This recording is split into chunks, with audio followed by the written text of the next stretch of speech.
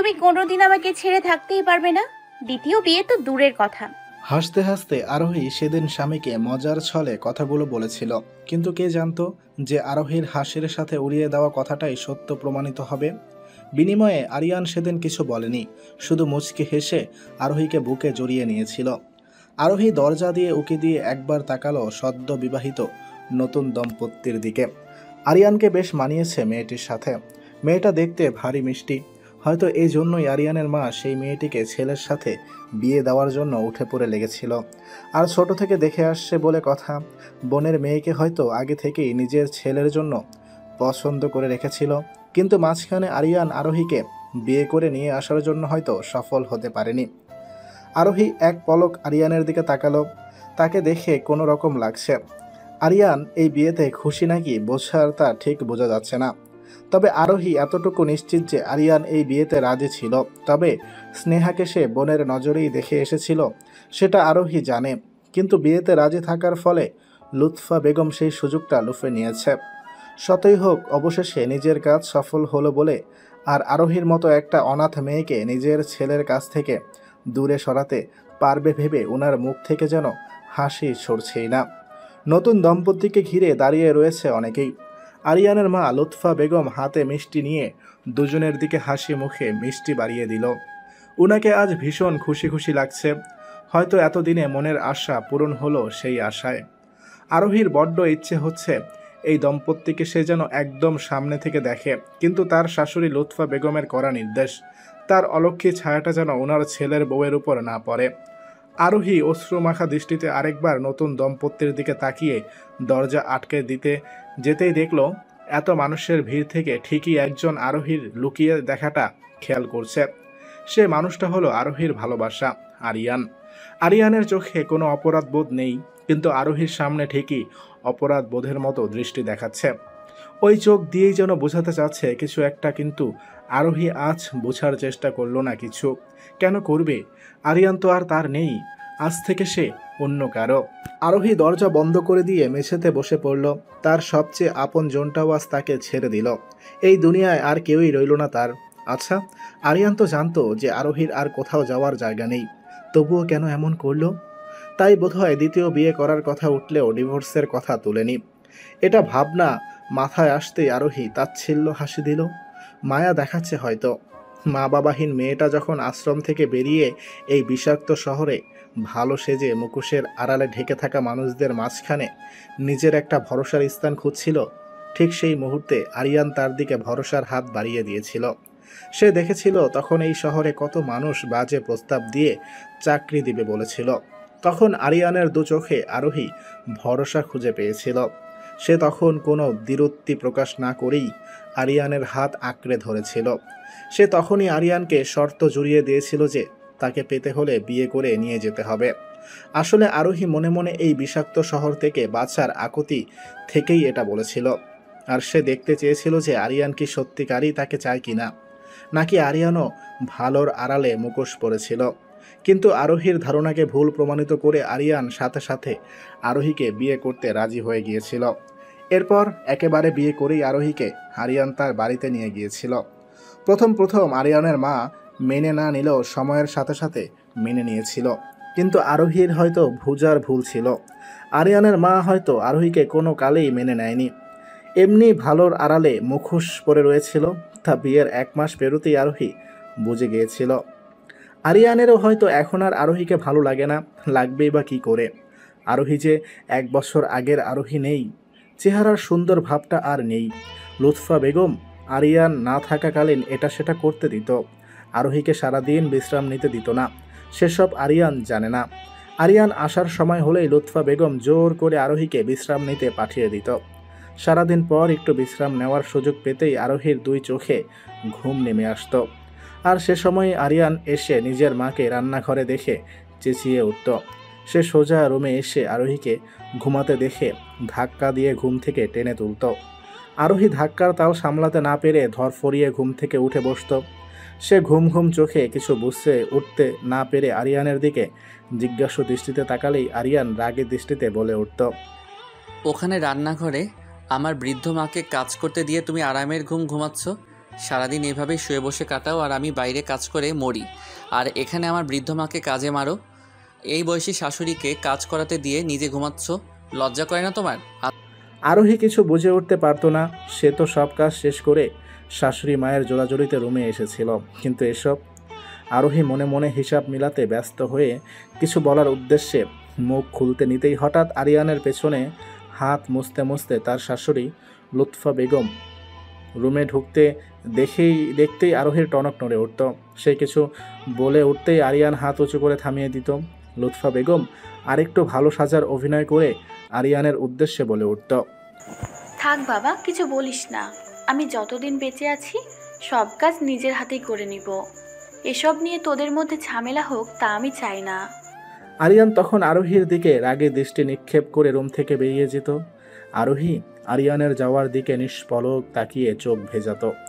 সে তখন থেকেই বুঝে নিয়েছিল যে এই সংসারে তার টিকে থাকা বড্ড কঠিন। এভাবে চলতে থাকলে আরিয়ান আর তার মধ্যে দূরত্ব বাড়তেই থাকবে। কিন্তু তার কোনো উপায় ছিল না। আরিয়ানের ততদিনে আরোহীর কাছ থেকে মন উঠে গিয়েছিল। আরিয়ানেরও বা আর কি দোষ, সে তার জায়গায় ঠিক ছিল। সারাদিন অফিস শেষে বাসায় এসে যখন দেখত নিজের স্ত্রী রুমে পড়ে ঘুমাচ্ছে আর মা রান্নাঘরে কাজ করছে, তখন যে কোনো ছেলেই এসব দেখে মাথা ঠিক রাখতে পারবে না। কিন্তু এসব দেখার মাঝে যে বড় ভুল লুকায়িত রয়েছে, সেটা কোনোভাবেই আরোহী আরিয়ানকে বুঝিয়ে উঠাতে পারত না। আরিয়ানের কাছে তার মায়ের কথাই সবার আগে। এভাবেই আস্তে আস্তে তাদের মধ্যে একেবারের জন্য দূরত্ব তৈরি হয়ে গেল। আর মা 1 বছর হয়ে যাওয়ার পরেও যখন আরোহীর মা হয়ে উঠতে পারছিল না, তখন আরিয়ানের মা লুৎফা বেগম যেন সুযোগ একদম হাতের নাগালেই পেল। নিজের বোনের মেয়েকে ছেলের সাথে বিয়ে করিয়ে দেওয়ার সুযোগ। আরিয়ান প্রথমে আরোহীর দিকে তাকিয়ে একটু নাকচ করলেও পরে রাজি হয়ে গিয়েছিল, কারণ তখন তাদের মধ্যে এমনিও দূরত্ব বেড়ে গিয়েছিল। তবুও আরিয়ান দোটানায় ভুগে আরোহীর কাছে এসেছিল। আরোহীর তখন আর কী বা বলার থাকবে। সেও রাজি হতে বলে আরিয়ানকে এই বিরক্তিকর সম্পর্ক থেকে মুক্তি দিতে চেয়েছিল। এসব ভাবতেই আরোহীর চোখ ফেটে অশ্রু গড়িয়ে পড়ল। আরোহী চোখ মুছে মেঝে থেকে উঠে বসল। রুমের বাইরে থেকে এখন আর আগের মতো শোরগোল শোনা যাচ্ছে না। হয়তো নতুন বউকে নিয়ে আরিয়ান রুমে চলে গেছে। আজ আরোহীর জায়গা গেস্ট রুমে। এই রুমের পাশের রুমটাই এতদিন আরোহী আরিয়ানের ছিল, তবে আজ থেকে আরিয়ানের সাথে আর অন্য কারো সাংসারিক হাত বিচরণ করবে সেই রুমে। আরোহীর এতদিনের সাজানো গোছানো সংসার যেন এক নিমিষেই শেষ হয়ে গেল। রাতে আর ঘুম এলো না আরোহীর। কীভাবেই বা আসবে? বিয়ের পর শত রাগ অভিমান হলেও আরোহী কোনোদিন একা থাকেনি। তার ভীষণ ভয় হতো যদি আরিয়ানও তার আপনজনদের মতো হারিয়ে যায়। তাই তো সে আরিয়ানকে ছাড়া একটা রাতও পার করেনি। শেষের কয়েক মাস তাদের মনের সাথে দূরত্ব বাড়লেও আরোহী একদিনও নিজের রুম ছাড়া কোথাও থাকেনি। বিয়ের পর আরোহী নিজের একটা দিনও আরিয়ানকে ছাড়া কাটায়নি। আর আজ আরিয়ানকে ছাড়া সে বেঁচে থাকবে। এতদিন মনের মধ্যে যে ভয়টা বাসা বেঁধেছিল সেটাই হলো। অবশেষে আরিয়ানও হারিয়ে যেতে লাগলো। আরোহীর নিজের সাজানো রুমটা আজ থেকে অন্য কারো। আজ থেকে এই সংসারে অন্য কারো ছোঁয়া। আজ থেকে আরোহীর চিরচেনা রুমটাও অন্য কারো। সে তো চেয়েছিল এই সংসারটাকে আপন করে নিতে, কিন্তু কেন পারল না? কেন এই সংসার তাকে দূরে ঠেলে দিল? আরোহী অশ্রু মাখা দৃষ্টিতে রুমের ডান দিকের দেয়ালের দিকে নজর দিল। এই দেয়ালের পাশের রুমটা আরিয়ানের। মাঝখানে একটা দেয়াল, কিছুই দেখা যাচ্ছে না, কিন্তু আরোহী মসৃণ দেয়ালের দিকে তাকিয়ে রইল। কিছু দেখা না গেলেও সে অনুভব করছে, কল্পনা করছে এই দেয়ালের ওই পারে আজ অন্য কোনো নতুন দম্পতি স্বপ্ন বুনবে। আচ্ছা আরিয়ান কি আরোহীর সাথে বিয়ের প্রথম দিন যেমন সুখের স্বপ্ন বুনেছিল, আজও কি স্নেহার সাথে তেমন বুনবে? ভাবতেও অশ্রুতে ভরে আসলো আরোহীর চোখ। আরিয়ানের সাথে আজ অন্য কোনো নারী একই রুমে, সে সহ্য করতে পারছে না। আরিয়ানের ঘুম ভাঙল ভোরে, তাও মোবাইলে পরপর 2 বার কলের বিরক্তিকর শব্দে। না চাইতেই ঘুম ভেঙে যাওয়াতে বাকি ঘুমটুকুও মুহূর্তের মধ্যে উবে গেল। সে আর মোবাইল ঘাটল না। শোয়া থেকে উঠে বসে স্বভাবতই প্রতিদিনের ন্যায় তার বাম দিকে চোখ দিতেই কোথাও জানি সূচের মতো বিঁধল। কি, এভাবে চমকে উঠলে কেন? আরিয়ান বিনিময়ে কোনো জবাব না দিয়ে কিছু সময় থম মেরে বসে রইল। আস্তে আস্তে কালকের দিনের ঘটনা সব মনে পড়তেই সে বসা থেকে উঠে দাঁড়ালো। এত কিছুর পরও সে কীভাবে ভাবল যে তার পাশে আরোহী আছে? এক মুহূর্তের জন্য মাথা থেকে সব বেরিয়ে গেল বুঝি। একটা দীর্ঘশ্বাস ফেলে পাশ থেকে মোবাইল নিয়ে স্ক্রিনে দৃষ্টি দিতেই অফিস থেকে কল দেখে দ্রুত পায়ে উঠে দাঁড়িয়ে ব্যাগে কাপড় গোছানো শুরু করলো।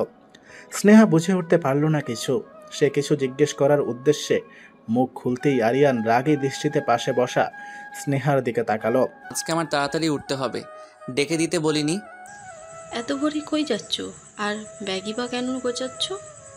অফিসের কাজে আজকে শহরের বাইরে যাওয়ার কথা ছিল, ভোরে ভোরে রওনা দেওয়ার কথা ছিল, এক মুহূর্তের জন্য এটা মাথা থেকে বেরিয়ে গিয়েছিল। কাপড় গোছানো শেষ করে ওয়াশরুমের দিকে পা বাড়াতে বাড়াতে জবাব দিল আরিয়ান। আজ বিয়ের পরের দিন, বিয়ে করতে না করতেই অফিসের কাজে বাইরে যাচ্ছ? স্নেহার কথায় আরিয়ান বিনিময়ে কোনো জবাব দেওয়ার কোনো প্রয়োজন বোধ মনে করল না। সে সকালের নাস্তা তৈরি করতে বলে সজোরে ওয়াশরুমের দরজা আটকে দিল। স্নেহা বিরক্ত মাখা চেহারায় শোয়া থেকে উঠে বসল। বিয়ের একদিন পার না হতেই ফরমায়েশ খাটা শুরু করে দিয়েছে। না চাইতেই ইচ্ছের বিরুদ্ধে স্নেহা উঠে দাঁড়ালো। তার কেন এত কষ্ট করতে হচ্ছে? আরোহী আছে না? তাকে গিয়ে বললেই তো হলো। আরিয়ান বের হতে হতে ততক্ষণে নাস্তা তৈরি হয়ে যাবে। তখন না হয় নিজে রান্না করেছে বলে স্নেহাই নাস্তা বেড়ে দিবে। স্নেহা দ্রুত পায়ে রুম থেকে বেরিয়ে গেস্ট রুমের দিকে পা বাড়ালো। রুমের দরজা ভেতর থেকে আটকানো। স্নেহা তা দেখে একবার মুখ বাঁকালো। জমিদারের মতো শুয়ে শুয়ে ঘুমাচ্ছে, আর এদিকে স্নেহা ঘরের বউ হয়ে ভোরবেলায় উঠে যেতে হয়েছে। এখন থেকে তো আরোহীর আর অধিকার নেই যে বাড়ির বউয়ের মতো পড়ে পড়ে সব করবে। স্নেহা আর কিছু না ভেবে পরপর দুইবার ডাক দিতেই ওই পাশ থেকে আরোহীর মুখ ভেসে উঠল। আরোহীর ফোলা ফোলা চেহারা দেখে স্নেহার হঠাৎ করে খারাপ লেগে উঠল। এই বাড়িতে আরোহীর বিয়ের পর সে যতবারই আসতো, কোনো বাড়ি আরোহীকে হাসি ছাড়া এমন শুকনো মুখে দেখেনি, কিন্তু আজ হঠাৎ এই প্রথম। কিছু লাগবে? শুকনো মুখে আরোহী জিজ্ঞেস করতে স্নেহার ধ্যান ভাঙল। হ্যাঁ, বলেছি কি, আরিয়ান অফিসের কাজে বাইরে যাবে, তাই নাস্তা তৈরি করতে ডাকলাম। আর যাই বলো না কেন, এখন তো আর শুয়ে বসে কাটাতে নিজের মনেও সায় দেবে না। অন্যের বাড়িতে শুয়ে বসে থাকতে নিজের বিবেকেও তো বাধা দিবে। স্নেহা নিজের খারাপ লাগা দূরে রেখে আরোহীকে এক নাগারে কথাগুলো বলে উঠতেই আরোহী শুকনো মুখে বলল, আচ্ছা, দ্রুত নাস্তা তৈরি করো।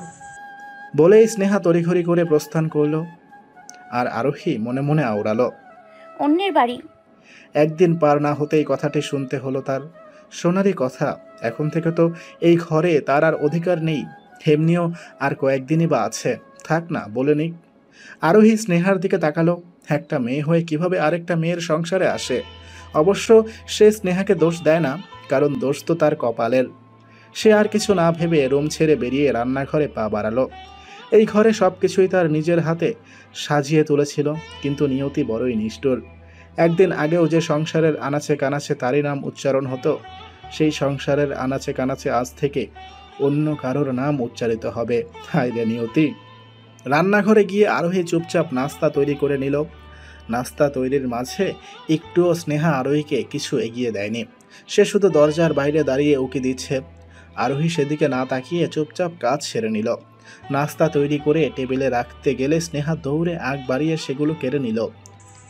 বলছি কি, তোমাকে আর আজ কাজ করতে হবে না, তুমি এবার রুমে যেতে পারো। আরোহী স্নেহার কারসাজি সব বুঝতে পেরেও কিছু বলল না। সে রুমের উদ্দেশ্যে জায়গা প্রস্থান করল। আরিয়ান ড্রয়িং রুমে এসেই দেখল স্নেহা নাস্তা বেড়ে দিচ্ছে। সে চেয়ার টেনে বসতেই তার মনে হচ্ছে তার পাশে স্নেহা নয়, আরোহী দাঁড়িয়ে আছে। এতক্ষণে আরোহীর শাশুড়িও এসে পাশে বসল। তিনি টেবিলে চোখ ঘুরিয়ে নাস্তা দেখে অবাক হয়ে খুশি হওয়ার ভান করে বলে উঠল, বাহ, এত কিছু করে ফেললি? এত কষ্ট করতে গেলি কেন? স্বামী আর শাশুড়ি মায়ের জন্য তো করলাম, এতে কষ্ট কিসের? আরিয়ান কিছু না বলে চুপচাপ শুনে গেল। গেস্ট রুমের দিকে চোখ যাচ্ছে বারবার। গেস্ট রুমের দরজা ভেতর থেকে আটকানো। মা, আরও কই? ওকেও খেতে ডাকো। কোথায় আবার? পড়ে পড়ে ঘুমাচ্ছে হয়তো। এখন তো অন্যের ঘরে বসে বসেই খাচ্ছে। আরিয়ান বিরক্তিসূচক চক্রান্ত শব্দ করে খাওয়ায় মনোযোগ দিল। খাবার মুখে দিতেই সে একবার স্নেহার দিকে তাকালো। এই খাবার আমি রান্না করেছি।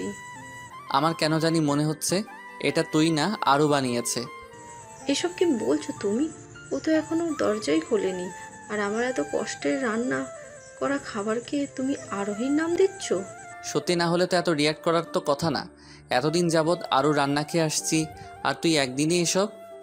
আরও আরও আরও, এবার কিন্তু বাড়াবাড়ি হয়ে যাচ্ছে। তুমি সব জায়গায় আমাকে ফেলে আরোহীকে টানছো কেন? বর্তমানে আমি তোমার স্ত্রী। তুই হয়তো ভুলে যাচ্ছিস আমার শর্তের কথা।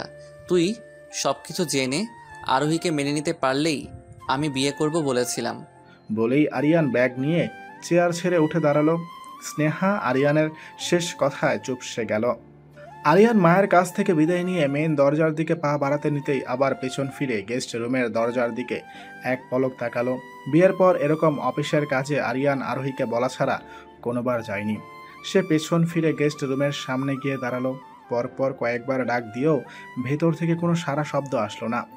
আরিয়ান মলিন দৃষ্টিতে বন্ধ দরজার দিকে তাকিয়ে রইল। তার এইবার আরোহীকে বলা ছাড়া না যেতে এরকম খালি খালি লাগছে। কিছু সময় দাঁড়িয়ে থাকার পরও যখন দরজা খোলার কোনো শব্দ পেল না, তখন আরিয়ান ভাবল হয়তো আরোহী দরজা খুলতে অনিচ্ছুক, তাই শুকনো মুখে বেরিয়ে যাওয়ার উদ্দেশ্যে সামনের দিকে পা বাড়ালো। এক পা অগ্রসর হতেই পেছন থেকে দরজা খোলার শব্দ হলো। সে দ্রুত ফিরে পেছনে তাকাতেই আরোহীর শুকনো মুখ আঁখি যুগলে ভেসে উঠল। আরিয়ান শান্ত দৃষ্টিতে আরোহীর দিকে এক পলক তাকালো। মনে হচ্ছে যেন কত যুগ যুগ ধরে এই মানুষটিকে দেখেনি। সে পূর্ণ দৃষ্টি দিল আরোহীর দিকে। এক রাতেই চেহারার এমন হাল কেন মেয়েটার? মাত্র এক রাতেই মেয়েটা পাল্টে গেছে মনে হচ্ছে। সে সমবেদনা প্রকাশ করার পূর্বেই আরোহী তাড়া দিল। আরিয়ান বুঝতে পারল আরোহী তার সাথে কথা বলার ইচ্ছা প্রকাশ করছে না। আরিয়ানের কথা শুনে আরোহী মনে মনে তাচ্ছিল্য হাসল। মায়া দেখাচ্ছে হয়তো। এতক্ষণ সে আরিয়ানের দরজা নক করার আওয়াজ শুনেছিল, তবুও সে ইচ্ছে করে দরজা খুলেনি। খোলার ইচ্ছে হয়নি, কিন্তু কেন জানি শেষ পর্যন্ত ইচ্ছেটাকে দমিয়ে রাখতে পারেনি। এই মানুষটা হাজার হলেও আরোহীর ভালোবাসা, এই পৃথিবীতে তার একমাত্র আপনজন। এই মানুষটাকে কিভাবে সে অগ্রাহ্য করবে? চেহারাটা শেষবারের মতো দেখার লোভটা আরোহী সামলাতে পারল না। তাই তো সে ইচ্ছের বিরুদ্ধে গিয়ে সব ভুলে দরজা খুলেছিল। আরিয়ান আরোহীর চাহনি দেখে বুঝতে পারল আরোহী এসবে কথা বলতে অনিচ্ছুক, তাই সে আর কথা বাড়ালো না। সে এক পলক আরোহীর দিকে তাকিয়ে বলে উঠল, আমি অফিসের কাজে শহরের বাইরে যাচ্ছি, তাই ভাবলাম তোমাকেও বলে যাই, তুমি এ বাড়িতে থাকতে পারো। আরোহী নিচের দিক থেকে দৃষ্টি সরিয়ে আরিয়ানের দিকে তাকালো। আরিয়ানের শেষ কথাটা তার কানে বাজছে। থাকতে পারো। আরোহী বিড়বিড় করে মনের মধ্যে লাইনটা আওড়ালো। তার মানে আরিয়ানও বুঝে গেছে এই সংসার এখন আর আরোহীর নাই, এই ঘরে এখন আর আরোহীর অধিকার নাই, আরোহীর কোথাও যাওয়ার জায়গা নেই। তাই হয়তো আরিয়ান কথাটা বলল। আরিয়ান এতদিনেও আরোহীকে চিনে নিতে পারল না। এত কিছুর পরেও আরোহী নিজের সম্মান খুইয়ে এখানে থাকবে, সেটা আরিয়ান ভাবল কি করে? হয়তো আরোহীর যাওয়ার কোনো নির্দিষ্ট খুঁটি নেই বলেই বলল। কিন্তু আরোহী অত নরম নয়। মেয়ে মানেই স্বামীর বাড়ি থেকে সব মুখ বেজে সহ্য করবে তা নয়। এতদিন ছিল বলে এখনো যে থাকবে তা নয়। এতদিন এই বাড়িটা তার নিজের সংসার ছিল, তাই মুখ বুজে পড়ে রয়েছিল। কিন্তু এখন আর নেই, এখন সে অধিকার আর নেই। এখন এই সংসারে আর পড়ে থেকে কি হবে? এখানে অন্যের সংসারে বোঝা হয়ে পড়ে থাকার চেয়ে মানুষের বাসায় কাজ করে খাওয়া ঢের ভালো। আরোহী সব ভেবে শুকনো হেসে মাথা তুলে আরিয়ানের দিকে চোখ তুলে তাকালো। শান্ত নির্জীব তার চাহনি। আরোহীর এই চাহনির দিকে দৃষ্টি দিতেই আরিয়ানের বুক কেঁপে উঠল। মনে হচ্ছে মেয়েটি এই চাহনি দিয়ে নীরবে অনেক কিছু বলে যাচ্ছে, কিন্তু আরিয়ান বুঝে উঠতে পারছে না। আরিয়ান মনে করলো আরোহী হয়তো জবাব দিতে চাচ্ছে না, তাই সে লুৎফা বেগম আর স্নেহার দিকে তাকিয়ে বলল, আসছি। বলে পেছন ফিরে চলে যেতে উদ্যত হতেই আরোহীর শান্ত বাক্য কর্ণগোচর হতেই আরিয়ানের পা থেমে গেল। দোয়া করি আপনার বাকি পথ সফল হোক। ভালো থাকবেন। বিদায়। পকেটে মুঠোফোনটা বেজে উঠতেই নিস্তব্ধ পরিবেশটাতে ঝংকার তুলে মুহূর্তের মধ্যে ভারী করে তুলল। আরিয়ান দ্রুত যাচ্ছি বলে বাসা থেকে বেরিয়ে গেল। আরিয়ানের যাওয়ার দিকে আরোহী এক দৃষ্টিতে তাকিয়ে রইল। যতক্ষণ না আরিয়ান চোখের আড়াল হয় ততক্ষণই তাকিয়ে রইল। আরিয়ানের মানব ছায়া পুরোপুরি চোখের আড়াল হতেই আরোহী তার ঝাপসা দৃষ্টিতে আরিয়ানের গমন পথ দিয়ে তাকিয়ে বিড়বিড় করে উঠল, আমার সাথে আপনারা দেখা না হোক, আমার সাথে আপনার এটাই হয়তো শেষ দেখা। এই জীবনে আমার ছায়াও যেন আপনার উপর আর না পড়ুক। আরোহী আপন মনেই কথাগুলো দুইবার বিড়বিড় করে উচ্চারণ করল। চোখের অশ্রু মুছে সে দৃষ্টি সরিয়ে নিল। এতক্ষণে খেয়াল করল দুই নারী মূর্তি অগ্নিরূপ ধারণ করে তারই দিকে চেয়ে আছে। মুখ পুরি, আমার পোলাটারে এমনি এতদিন তো খাওয়াই বসেছিলি, কোনো মতে যারে বিয়া করাইলাম তুই এমন কইরা কথা বলছিলি কেন? নিজে তো একটা বংশের বাতি দিতে পারস নাই, যাওয়ার সময়ও পোলাটারে তোর টেরা কথা শুনাইলি। এমনি তো আছস অন্যের সংসারে পড়ে, লজ্জা শরম করে না তোর? আরোহী বিনিময়ে কোনো জবাব দেওয়ার প্রয়োজন বোধ মনে করল না। সে জানতো যে তার শাশুড়ি এমনই করবে। লুৎফা বেগমের এই কাজগুলো সে বিয়ের পর থেকেই দেখে আসছে।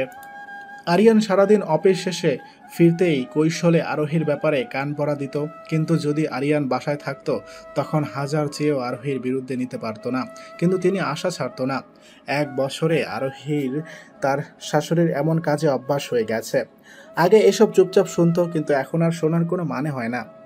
আরোহী চুপচাপ কোনো বাক্য ব্যয় না করে স্নেহা আর লুৎফা বেগমের মুখের উপর দরজা আটকে দিল। তা দেখেই লুৎফা বেগম তেলে বেগুনে জ্বলে উঠল। আগুনে ঘি ঢালার জন্য স্নেহা বলে উঠল, দেখলে তো খালা, উপস মা, দেখলে কেমন মেয়ে, গুরুজনের মুখের ওপর কিভাবে দরজা আটকে দিচ্ছে। এমন মেয়েকে তুমি আবারও বৌমা বলতে? আমার পোলা আসুক, এর একটা বিহিত আমি করবই।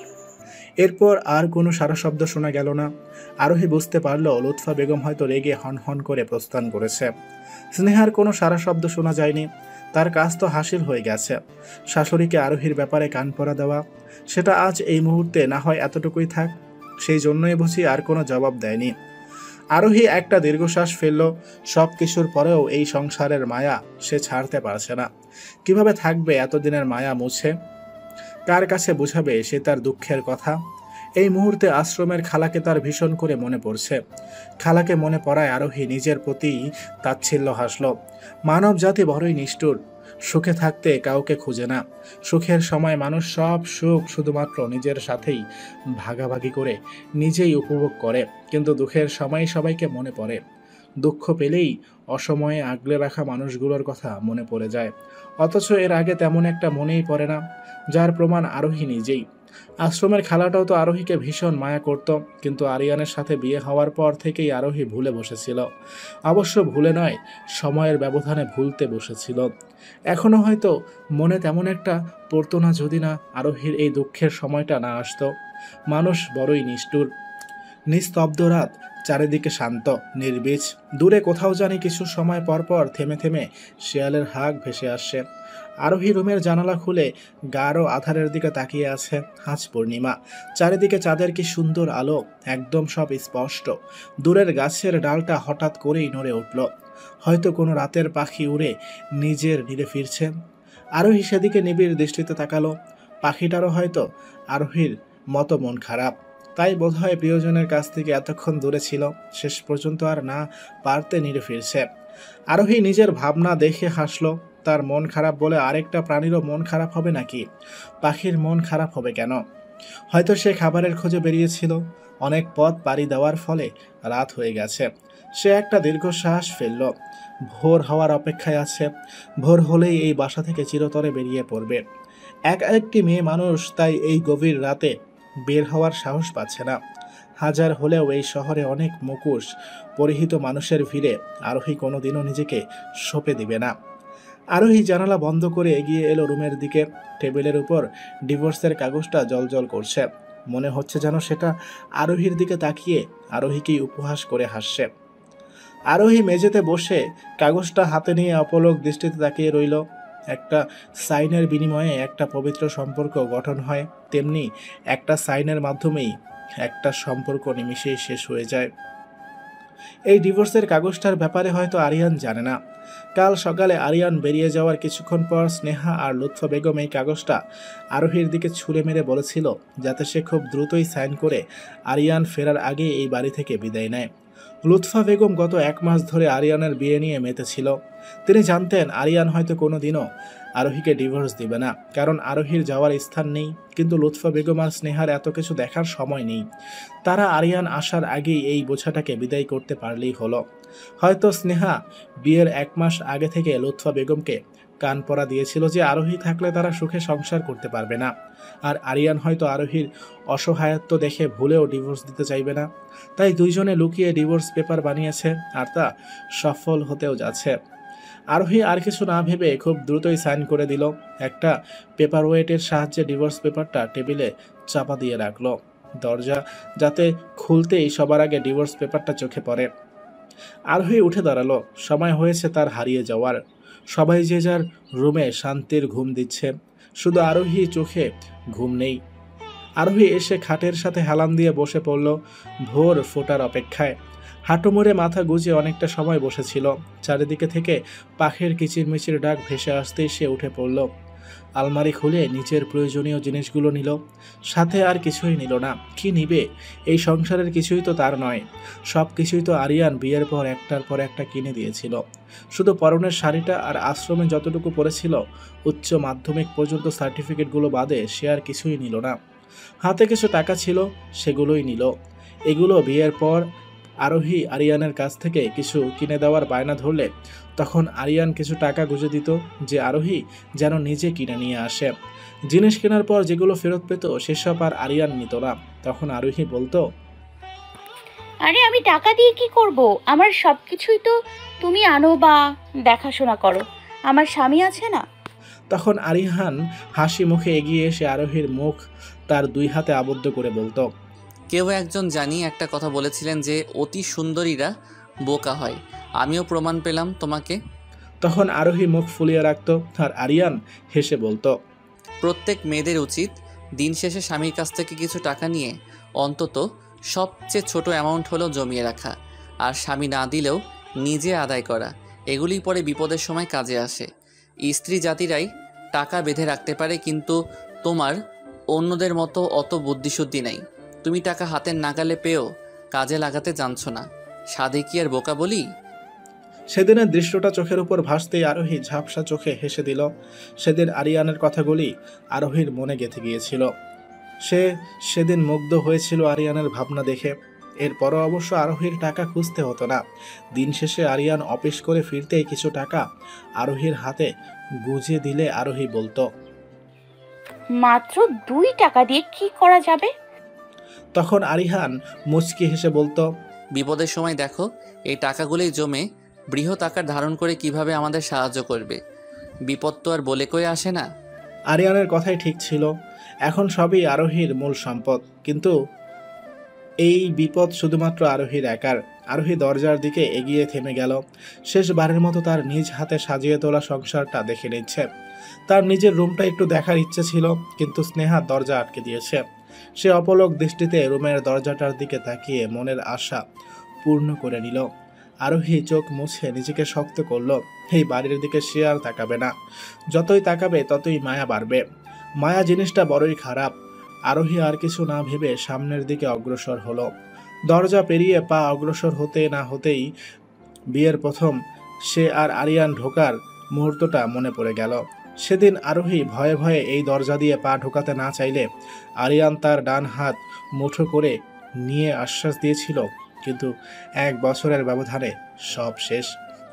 আরোহী ঝাপসা দৃষ্টিতে বাড়িটির দিকে তাকিয়ে সামনের দিকে পা বাড়ালো। আর দেখবে না এই বাড়ির দিকে। যতবারই দেখবে ততবারই কোনো না কোনো দৃশ্য চোখের সামনে ভেসে উঠবে। সে চোখ মুছে মেইন রাস্তার দিকে এগিয়ে গেল। জিদের বসে তো বেরিয়ে গেছে, এখন কোথায় যাবে ভেবে পাচ্ছে না। ভোরের আলো ফুটতে শুরু করেছে। কাল সারাদিন পেটে কোনো কিছুই পড়েনি, যার ফলে মাথাটা তীব্র ব্যথা করছে। খিদের চোটে হাঁটতেও পারছে না। সে খায়নি তা না, খাবার দেয়নি। লুৎফা বেগম আর স্নেহা মনে করেছিল আরিয়ান থাকতে বলেছে বিধায় আরোহী থেকে যাবে। তাই তো তিনি আরোহীকে সারাদিন গাধার মতো খাটিয়েও কোনো খাবার দেয়নি, যাতে আরোহী শেষমেশ এই বাড়ি থেকে বিদায় নেয়। আরোহী মনে মনে হাসল। সে তো লুৎফা বেগমকে শাশুড়ির চোখে না তাকিয়ে মায়ের দৃষ্টিতে তাকিয়েছিল, কিন্তু উনি কেন বউ না ভেবে মেয়ে ভাবতে পারল না। মেইন রাস্তায় উঠতেই আরোহীর মাথা গুলাতে শুরু করলো। পেট গুলিয়ে বমি আসছে। খিদায় পেট চৌচৌ করছে। এখন মনে হচ্ছে এত ভালো সেজে লাভ কি ছিল। অন্তত বেরিয়ে আসার সময় হলেও রান্নাঘর থেকে কিছু খেয়ে নেওয়া উচিত ছিল। তখন তো লুৎফা বেগম আর স্নেহা ঘুমিয়েছিল, যার ফলে ধরা খাওয়ার উপায় ছিল না।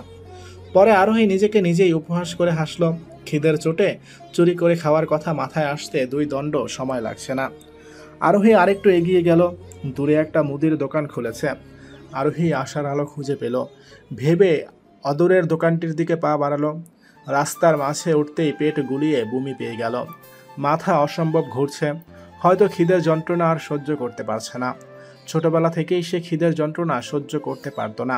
মাথা ঘুরতো। আজও ব্যতিক্রম হলো না। আরোহী এই তো কাছে ভেবে পা চালাতে নিতেই দূরে গাড়ির আলো এগিয়ে আসতে দেখা গেল। সে তার শক্তিতে সরে যাওয়ার অবকাশ আর পেল না। মাথা ঘুরে অজ্ঞান হয়ে পড়ে যেতেই ঝাপসা দৃষ্টিতে দেখতে পেল গাড়িটা তারই দিকে দানবের মতো এগিয়ে আসছে। আরোহীর যখন চোখ খুলল তখন চারিদিকে আলোর ছড়াছড়ি। দীর্ঘক্ষণ চোখ বন্ধ ছিল বলে হঠাৎ আলো দেখে আরোহী আবারও চোখ কুঁচকে বন্ধ করে ফেলল। তুমি ঠিক আছো মা? কারো গম্ভীর মায়াভরা কণ্ঠস্বর শুনে আরোহী তার চোখ বন্ধ করে থাকতে পারল না। সে দ্রুত চোখ খুলতেই একটু দূরত্বে একটা মধ্যবয়স্ক নারীকে তারই দিকে চিন্তিত চোখে তাকিয়ে বসে থাকতে দেখা গেল।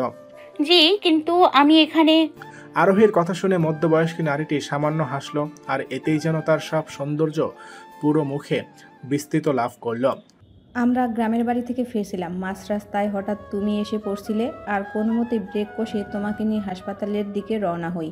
তোমার কোনো ক্ষতি হয়নি, সেজন্যই লাখ লাখ শুক্রিয়া। জানো, ভোর থেকে এই পর্যন্ত সময়টা কত চিন্তায় ছিলাম।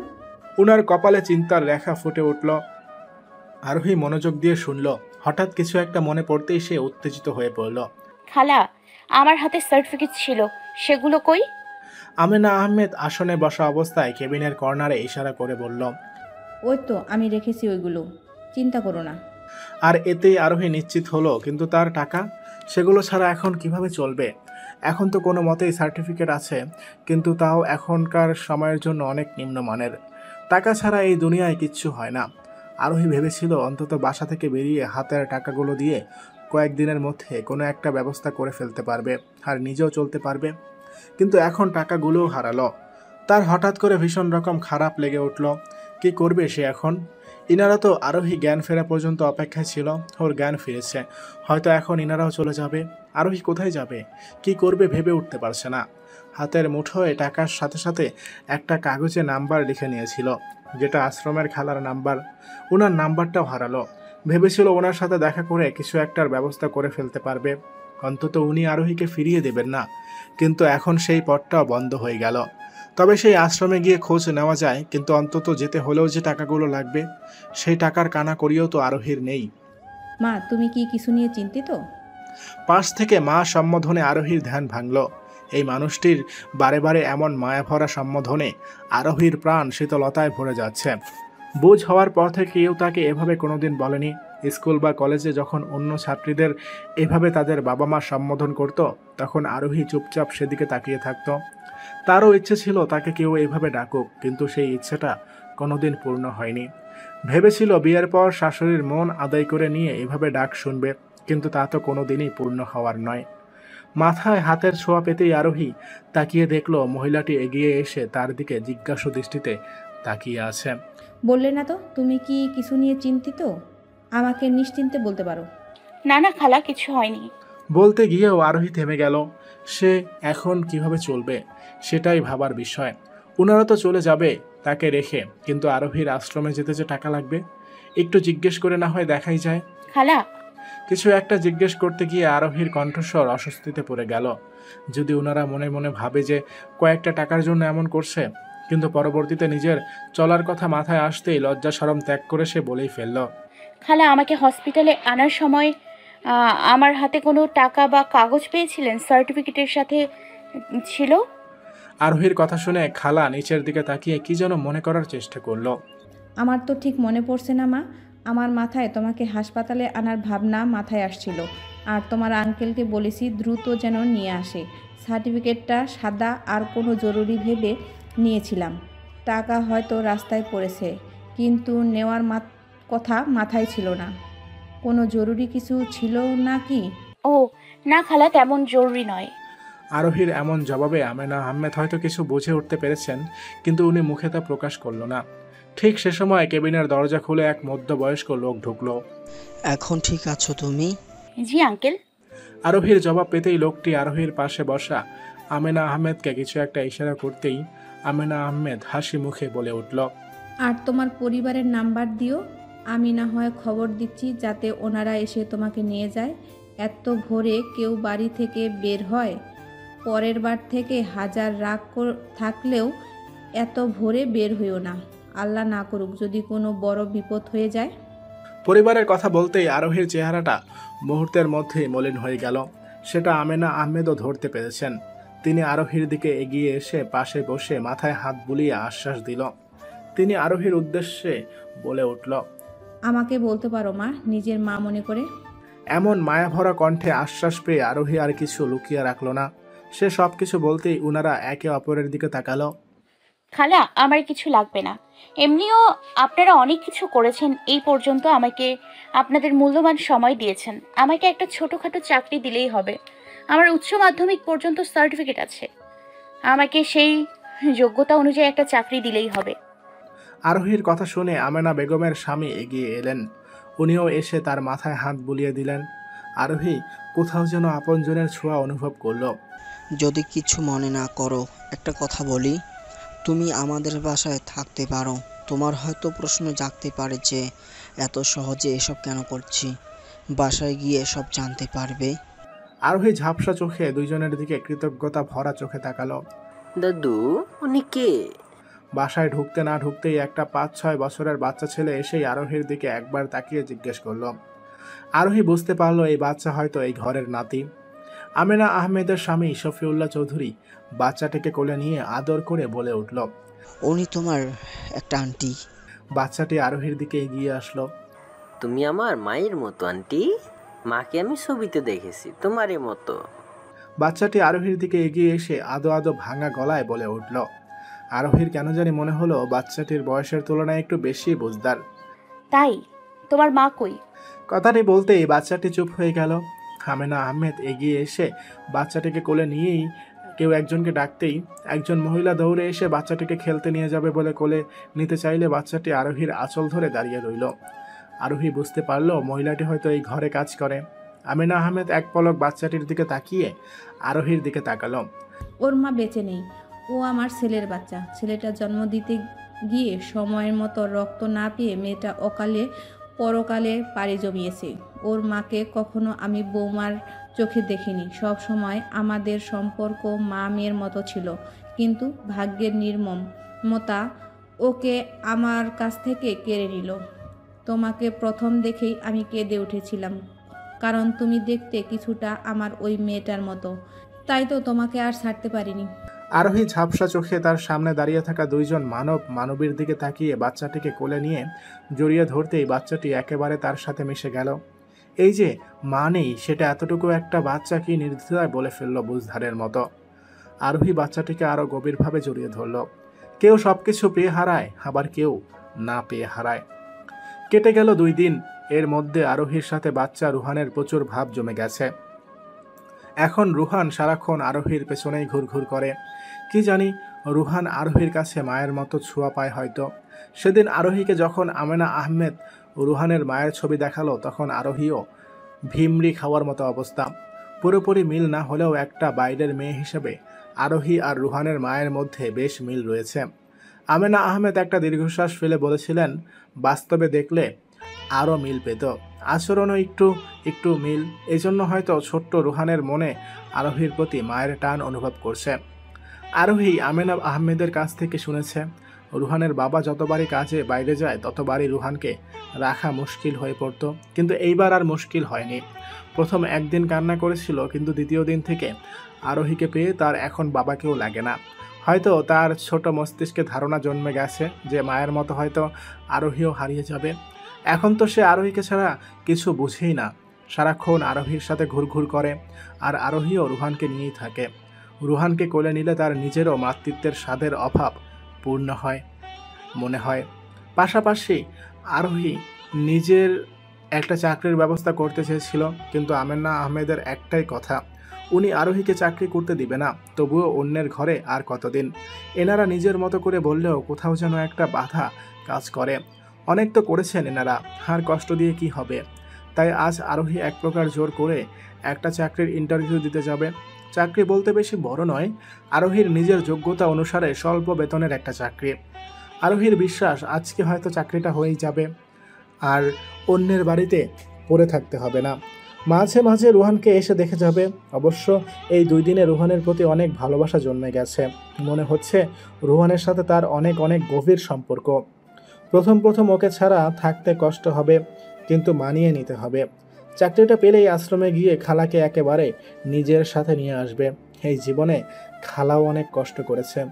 বুঝ হওয়ার পর থেকে খালাকে আরোহী দেখে আসছে। মাঝে মাঝে খালা ভীষণ মনমরা হয়ে যেত। ছোট্ট ছিল বিধায় আরোহী বুঝতে পারতো না, তবুও খালার ওই মলিন চেহারার দিকে তাকিয়ে থাকতো। আর তখন খালা আদরে দৃষ্টি নিবদ্ধ করে বলে উঠত, জানিস আরু, আমার না মাঝে মাঝে কিছু ভালো লাগে না। ইচ্ছে করে সব কিছু সুরে সুরে অনেক দূরে হারিয়ে যাই, কিন্তু পারি না তোদের জন্য। আর কারো কাছে দায়িত্বটা সঁপে দিতে পারলে চলে যেতাম। আরোহী ছোট ছিল তখন কিছুই বুঝতে পারতো না, সেটা খালা নিজেই জানতেন, কিন্তু তিনি তবুও বলে যেতেন, কারণ ওই যে একটা কথা শোনার মানুষ দরকার ছিল। আরোহী খালার এরূপ কথাবার্তা তখন বুঝে উঠতে না পারলেও কিন্তু বড় হওয়ার সাথে সাথে সব কিছু আয়ত্তে আনতে পেরেছে। কিন্তু যে খালা যাদের ছেড়ে যেতে পারেনি, যাদের জন্য থেকে গিয়েছিল, কিন্তু তারা ঠিকই খালাকে ছেড়ে গিয়েছিল। যেমন আরোহী নিজেও সুখের সন্ধান পেয়ে খালাকে ভুলতে বসেছিল, অথচ আরোহীর আশ্রমের 18টা বছর খালা আগলে রেখেছিল। কিভাবে পারল আরোহী সে খালার সাথে একটা বছর সম্পর্ক না রাখতে? আরোহী একটা দীর্ঘশ্বাস ফেলল। এই চাকরিটা হয়ে যাক, খালার কাজটা অন্য কাউকে বুঝিয়ে দিবে।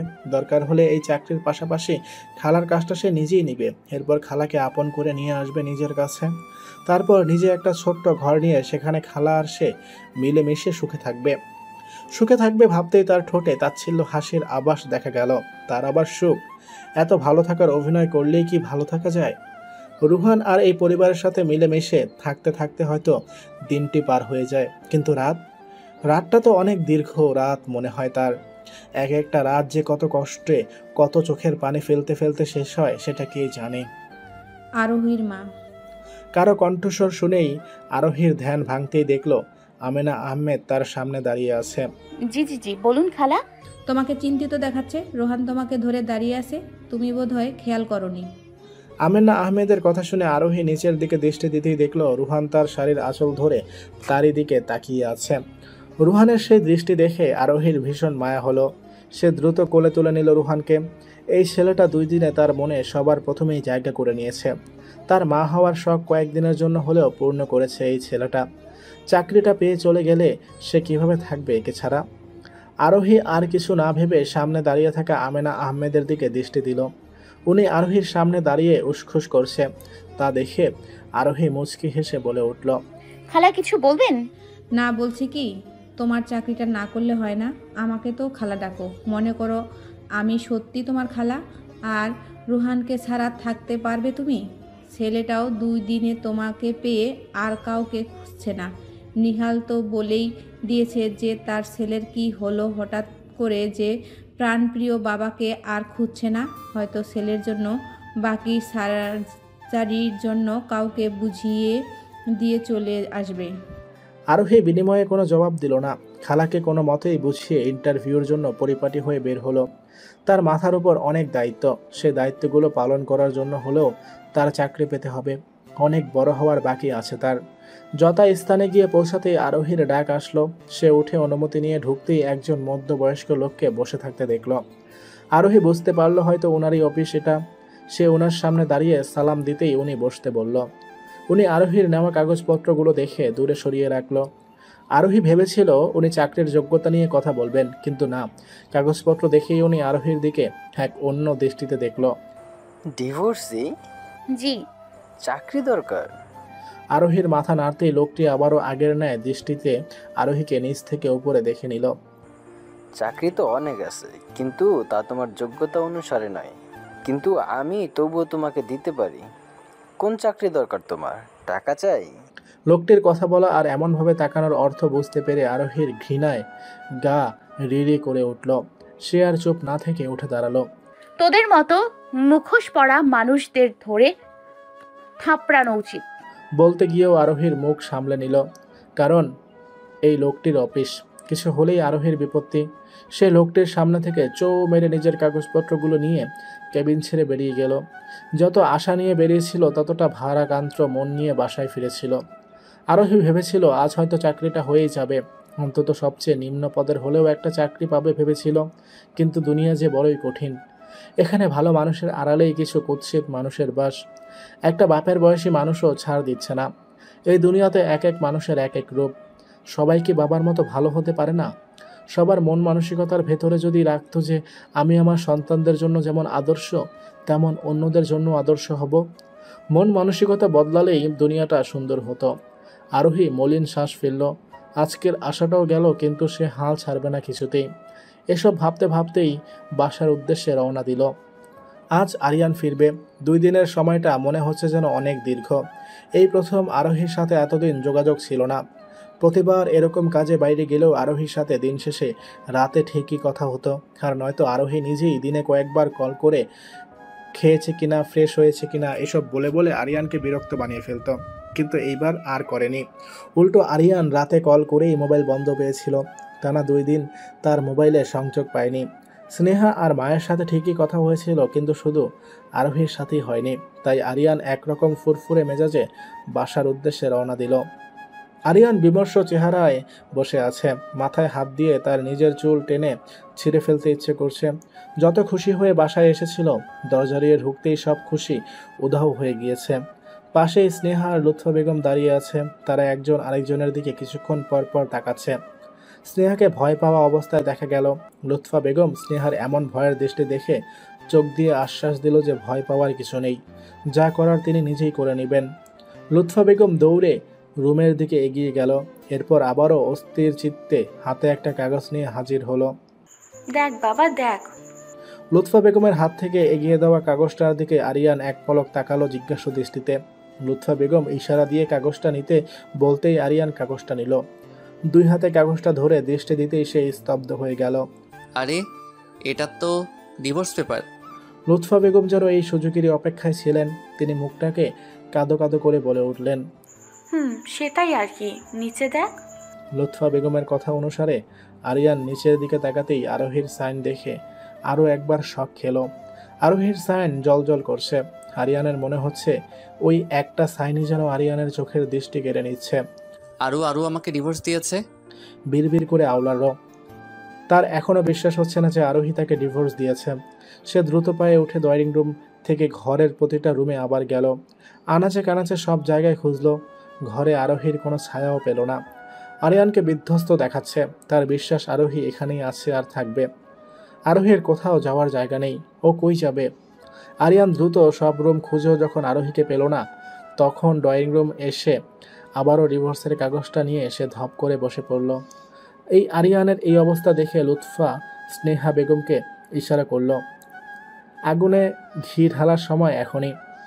লুৎফা বেগম ইশারা দিয়ে স্নেহাকে আশ্বস্ত করলেন, জানিস বাপ, ওই দিন সকালে উঠে আমার আর স্নেহার সামনে দাঁড়িয়ে মেয়েটির ডিভোর্সের এই পেপারটি ছুঁড়ে মেরে বলেছিল তুই যেন সাইন করে দিস। তারপর রুমে গিয়ে আমাদের সামনে সজোরে দরজা আটকে দিয়েছিল। আমাদের কিছু বলারও সুযোগ দিল না। আমরা কিছুই বুঝে উঠতে পারিনি। তারপর স্নেহা সে পেপারটা নিয়ে দেখলো সেটা ডিভোর্স পেপার, আর সেখানে মেয়েটির সাইন। দেখেছিস? তার মানে মেয়েটি অনেক আগে থেকেই ডিভোর্সের বন্দোবস্ত করে রেখেছে। একদিনে কি আর এসব করা সম্ভব? হর হর করে সব এক নাগারে বলে থামল লুৎফা বেগম। তার বলা শেষেই তিনি আরিয়ানের দিকে তাকালেন যে তার রিয়াকশন কেমন। আরিয়ান সব শুনে মাথা চেপে বসে পড়ল। এমন জানলে সে জীবনও ওই দিন অফিসের কাজে যেত না। এমন কেন লাগছে তার? ওই দিন আরোহীর বিদায় বলার ধরন আর সে শব্দটা শুনে আরিয়ান কিছু সময়ের জন্য থমকে গিয়েছিল। আরোহী কোনোবার আরিয়ান বাইরে গেলে বিদায় শব্দটা বলতো না, অন্য কোনো কিছু বলে বিদায় দিত। সেদিনের কথাটি শুনে আরিয়ানের অন্য রকম লাগলেও পরে অফিসের বসের কল চলে আসায় দ্রুত পায়ে বেরিয়ে যেতে হয়েছে। তাই আর কোনো কিছু বলার সুযোগ পায়নি। আরিয়ান নিজের মাথার চুলগুলো আরও জোরে টেনে ধরল। সেদিনই বোঝা উচিত ছিল তার। কোথায় খুঁজবে সে এখন আরোহীকে? এমন কেন লাগছে তার? বুকের কোথাও জানি ভীষণ খালি খালি লাগছে। এতদিন মনে করেছিল আরোহীর প্রতি তার আর কোনো মায়া নেই, কিন্তু এই বিয়েটা করার পর থেকে বুঝছে আরোহী তার মনের কত গভীরে রয়েছে। কিভাবে থাকবে সে আরোহীকে ছাড়া?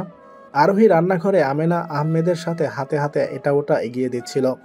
তিনি আরোহীকে গল্প বলতে বলতে রান্না করছিল, আর ছেলের বউয়ের গল্প বলে বলে স্মৃতিচারণ করছিল।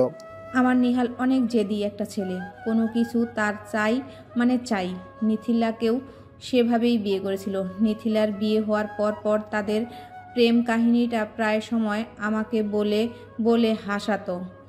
মূলত মিথিলাই তাদের সম্পর্কটাকে এগিয়ে নিয়ে গিয়েছিল। বলেই আমেনা আহমেদ তেলে পেঁয়াজ মরিচ ছেড়ে দিলেন। এরপর সেখানে মশলাপাতি দিয়ে নাড়তে নাড়তে আবারও বলা শুরু করেন। জানো, মিথিলা নাকি নিহালকে প্রথম প্রথম প্রচুর বিরক্ত করত। আমার নিহালকে নাকি প্রথম দেখেই তার মনে এক অন্যরকম অনুভূতি হয়। কি জানি একটা শব্দ বলতো মিথিলা, ক্রাশ না কি কি এটা জানি। ক্রাশ? আরোহী আমেনা আহমেদের কথার ধরন দেখে হেসে ভুল শুধরে দিতেই উনি আবারও বলে উঠলেন। হ্যাঁ হ্যাঁ, এটাই। নিহাল মেডিকেলের ছাত্র ছিল, কিন্তু মিথিলাদের থেকে সিনিয়র। তার মানে মিথিলা আপু ডক্টরি পড়েছিলেন? আরোহী আমেনা আহমেদের কথার মাঝে প্রশ্ন করল। হ্যাঁ, সেই সুবাদেই তাদের দেখা। তাদের বলতে মূলত মিথিলা প্রথম সেখানে দেখেছিল নিহালকে।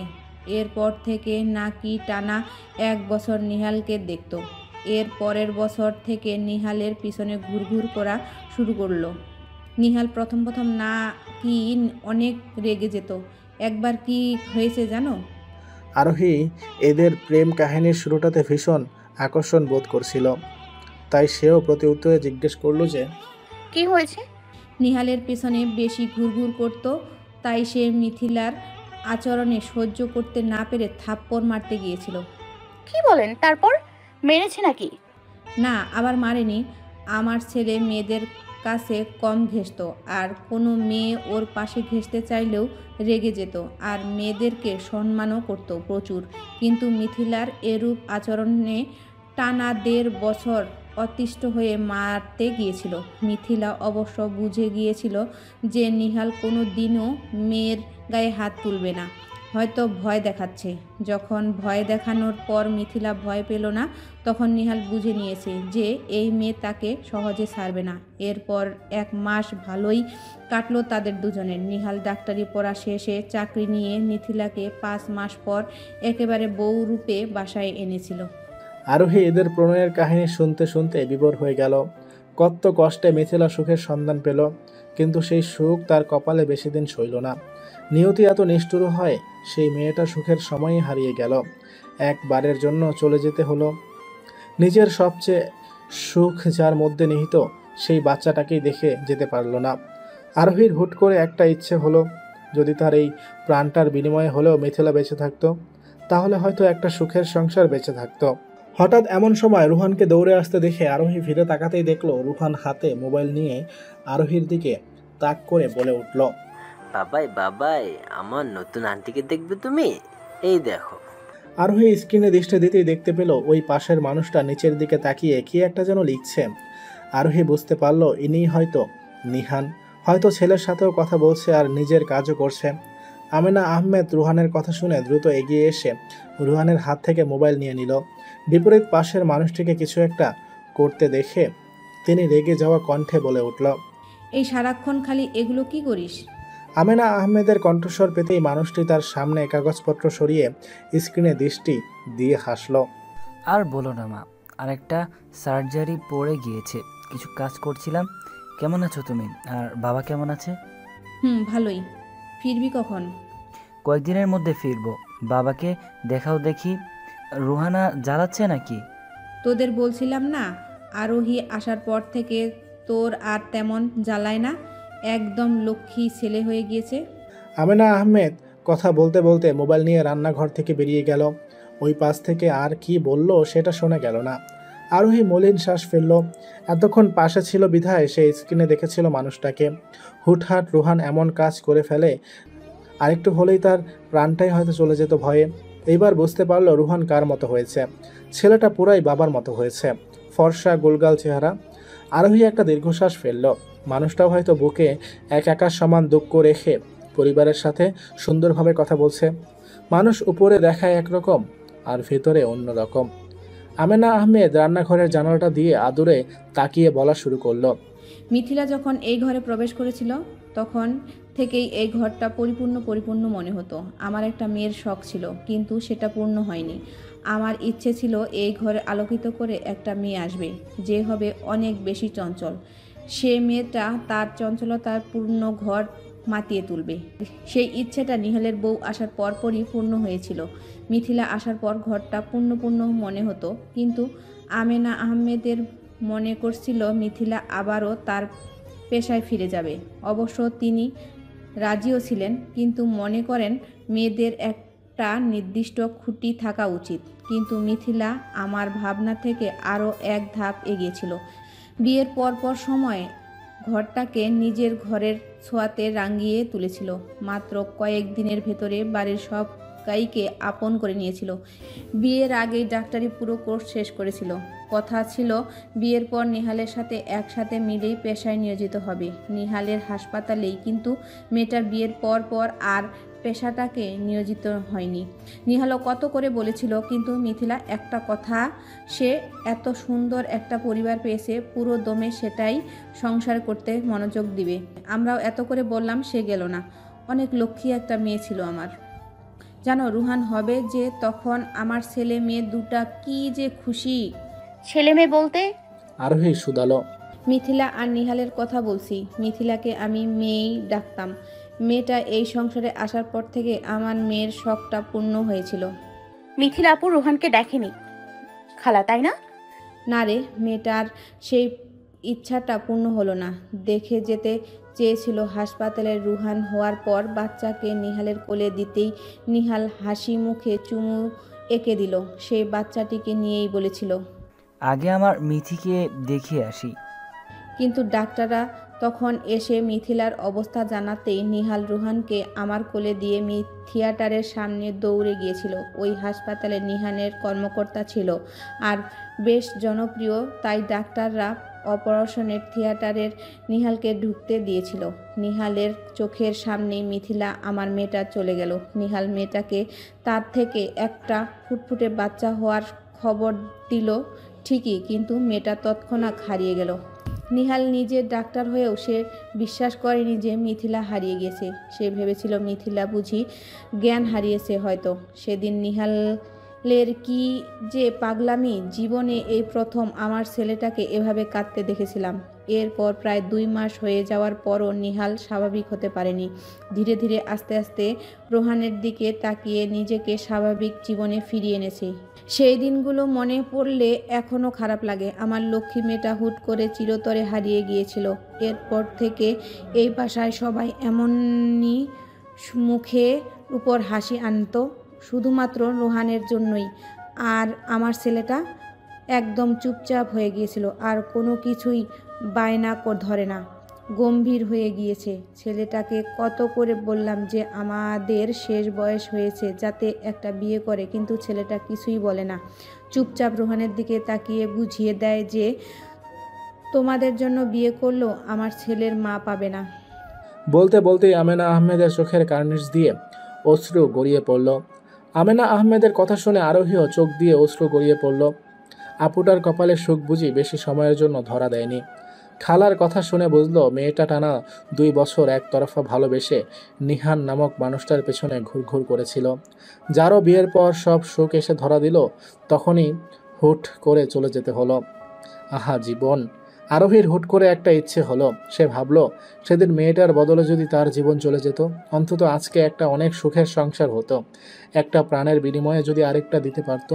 সেদিন সারা দিনটাই মাটি হলো আরোহীর। কোনো কিছুতেই আর মন বসেনি।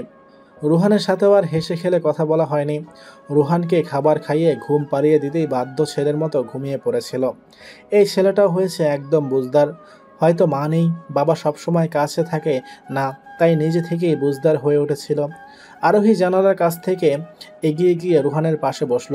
ঘুমন্ত ছেলেটার চেহারাতে যে কি মায়া! আরোহীর এই ছেলেটার জন্য ভীষণ মন পড়ে। চাকরি নিয়ে এই বাসা থেকে চলে গেলে সবাই অনেক স্মরণে পড়বে। একটা অজানা মেয়ের মুখের কথা বিশ্বাস করে এতদিন আপনের মতো রেখেছে। সেই কৃতজ্ঞতার ঋণ হয়তো কখনো শোধ করা হবে না। চাইলেও সেই ঋণের সমান শোধ হবে না। খালা আর আঙ্কেলকে বা কোনো মতেই মানিয়ে চলে যেতে পারবে, কিন্তু এই ছেলেটাকে সারা সে কীভাবে নিজেকে একা মানিয়ে নিবে। কিন্তু এটাই যে নিয়তি, কষ্ট হলেও যে মেনে নিতেই হবে। মা। মাথায় কারো উষ্ণ ছোঁয়া পেয়ে কারো ডাকে আরোহী সন্ধি ফিরে পেল। সে দ্রুত চোখ তুলে তাকাতেই দেখলো আমেনা আহমেদ দাঁড়িয়ে আছেন। তা দেখে সে নিজেও উঠে দাঁড়ালো। জি বলুন খালা। বলছি কি, তোমার যদি আপত্তি না থাকে তোমাকে নিয়ে একটু শপিংয়ে যেতাম। আরোহী ঝটফট রাজি হয়ে গেল। এটা আবার জিজ্ঞেস করতে হয় খালা? আমি আপনাদের বাড়িতেই আছি, আপনাকে না করি কিভাবে বলুন?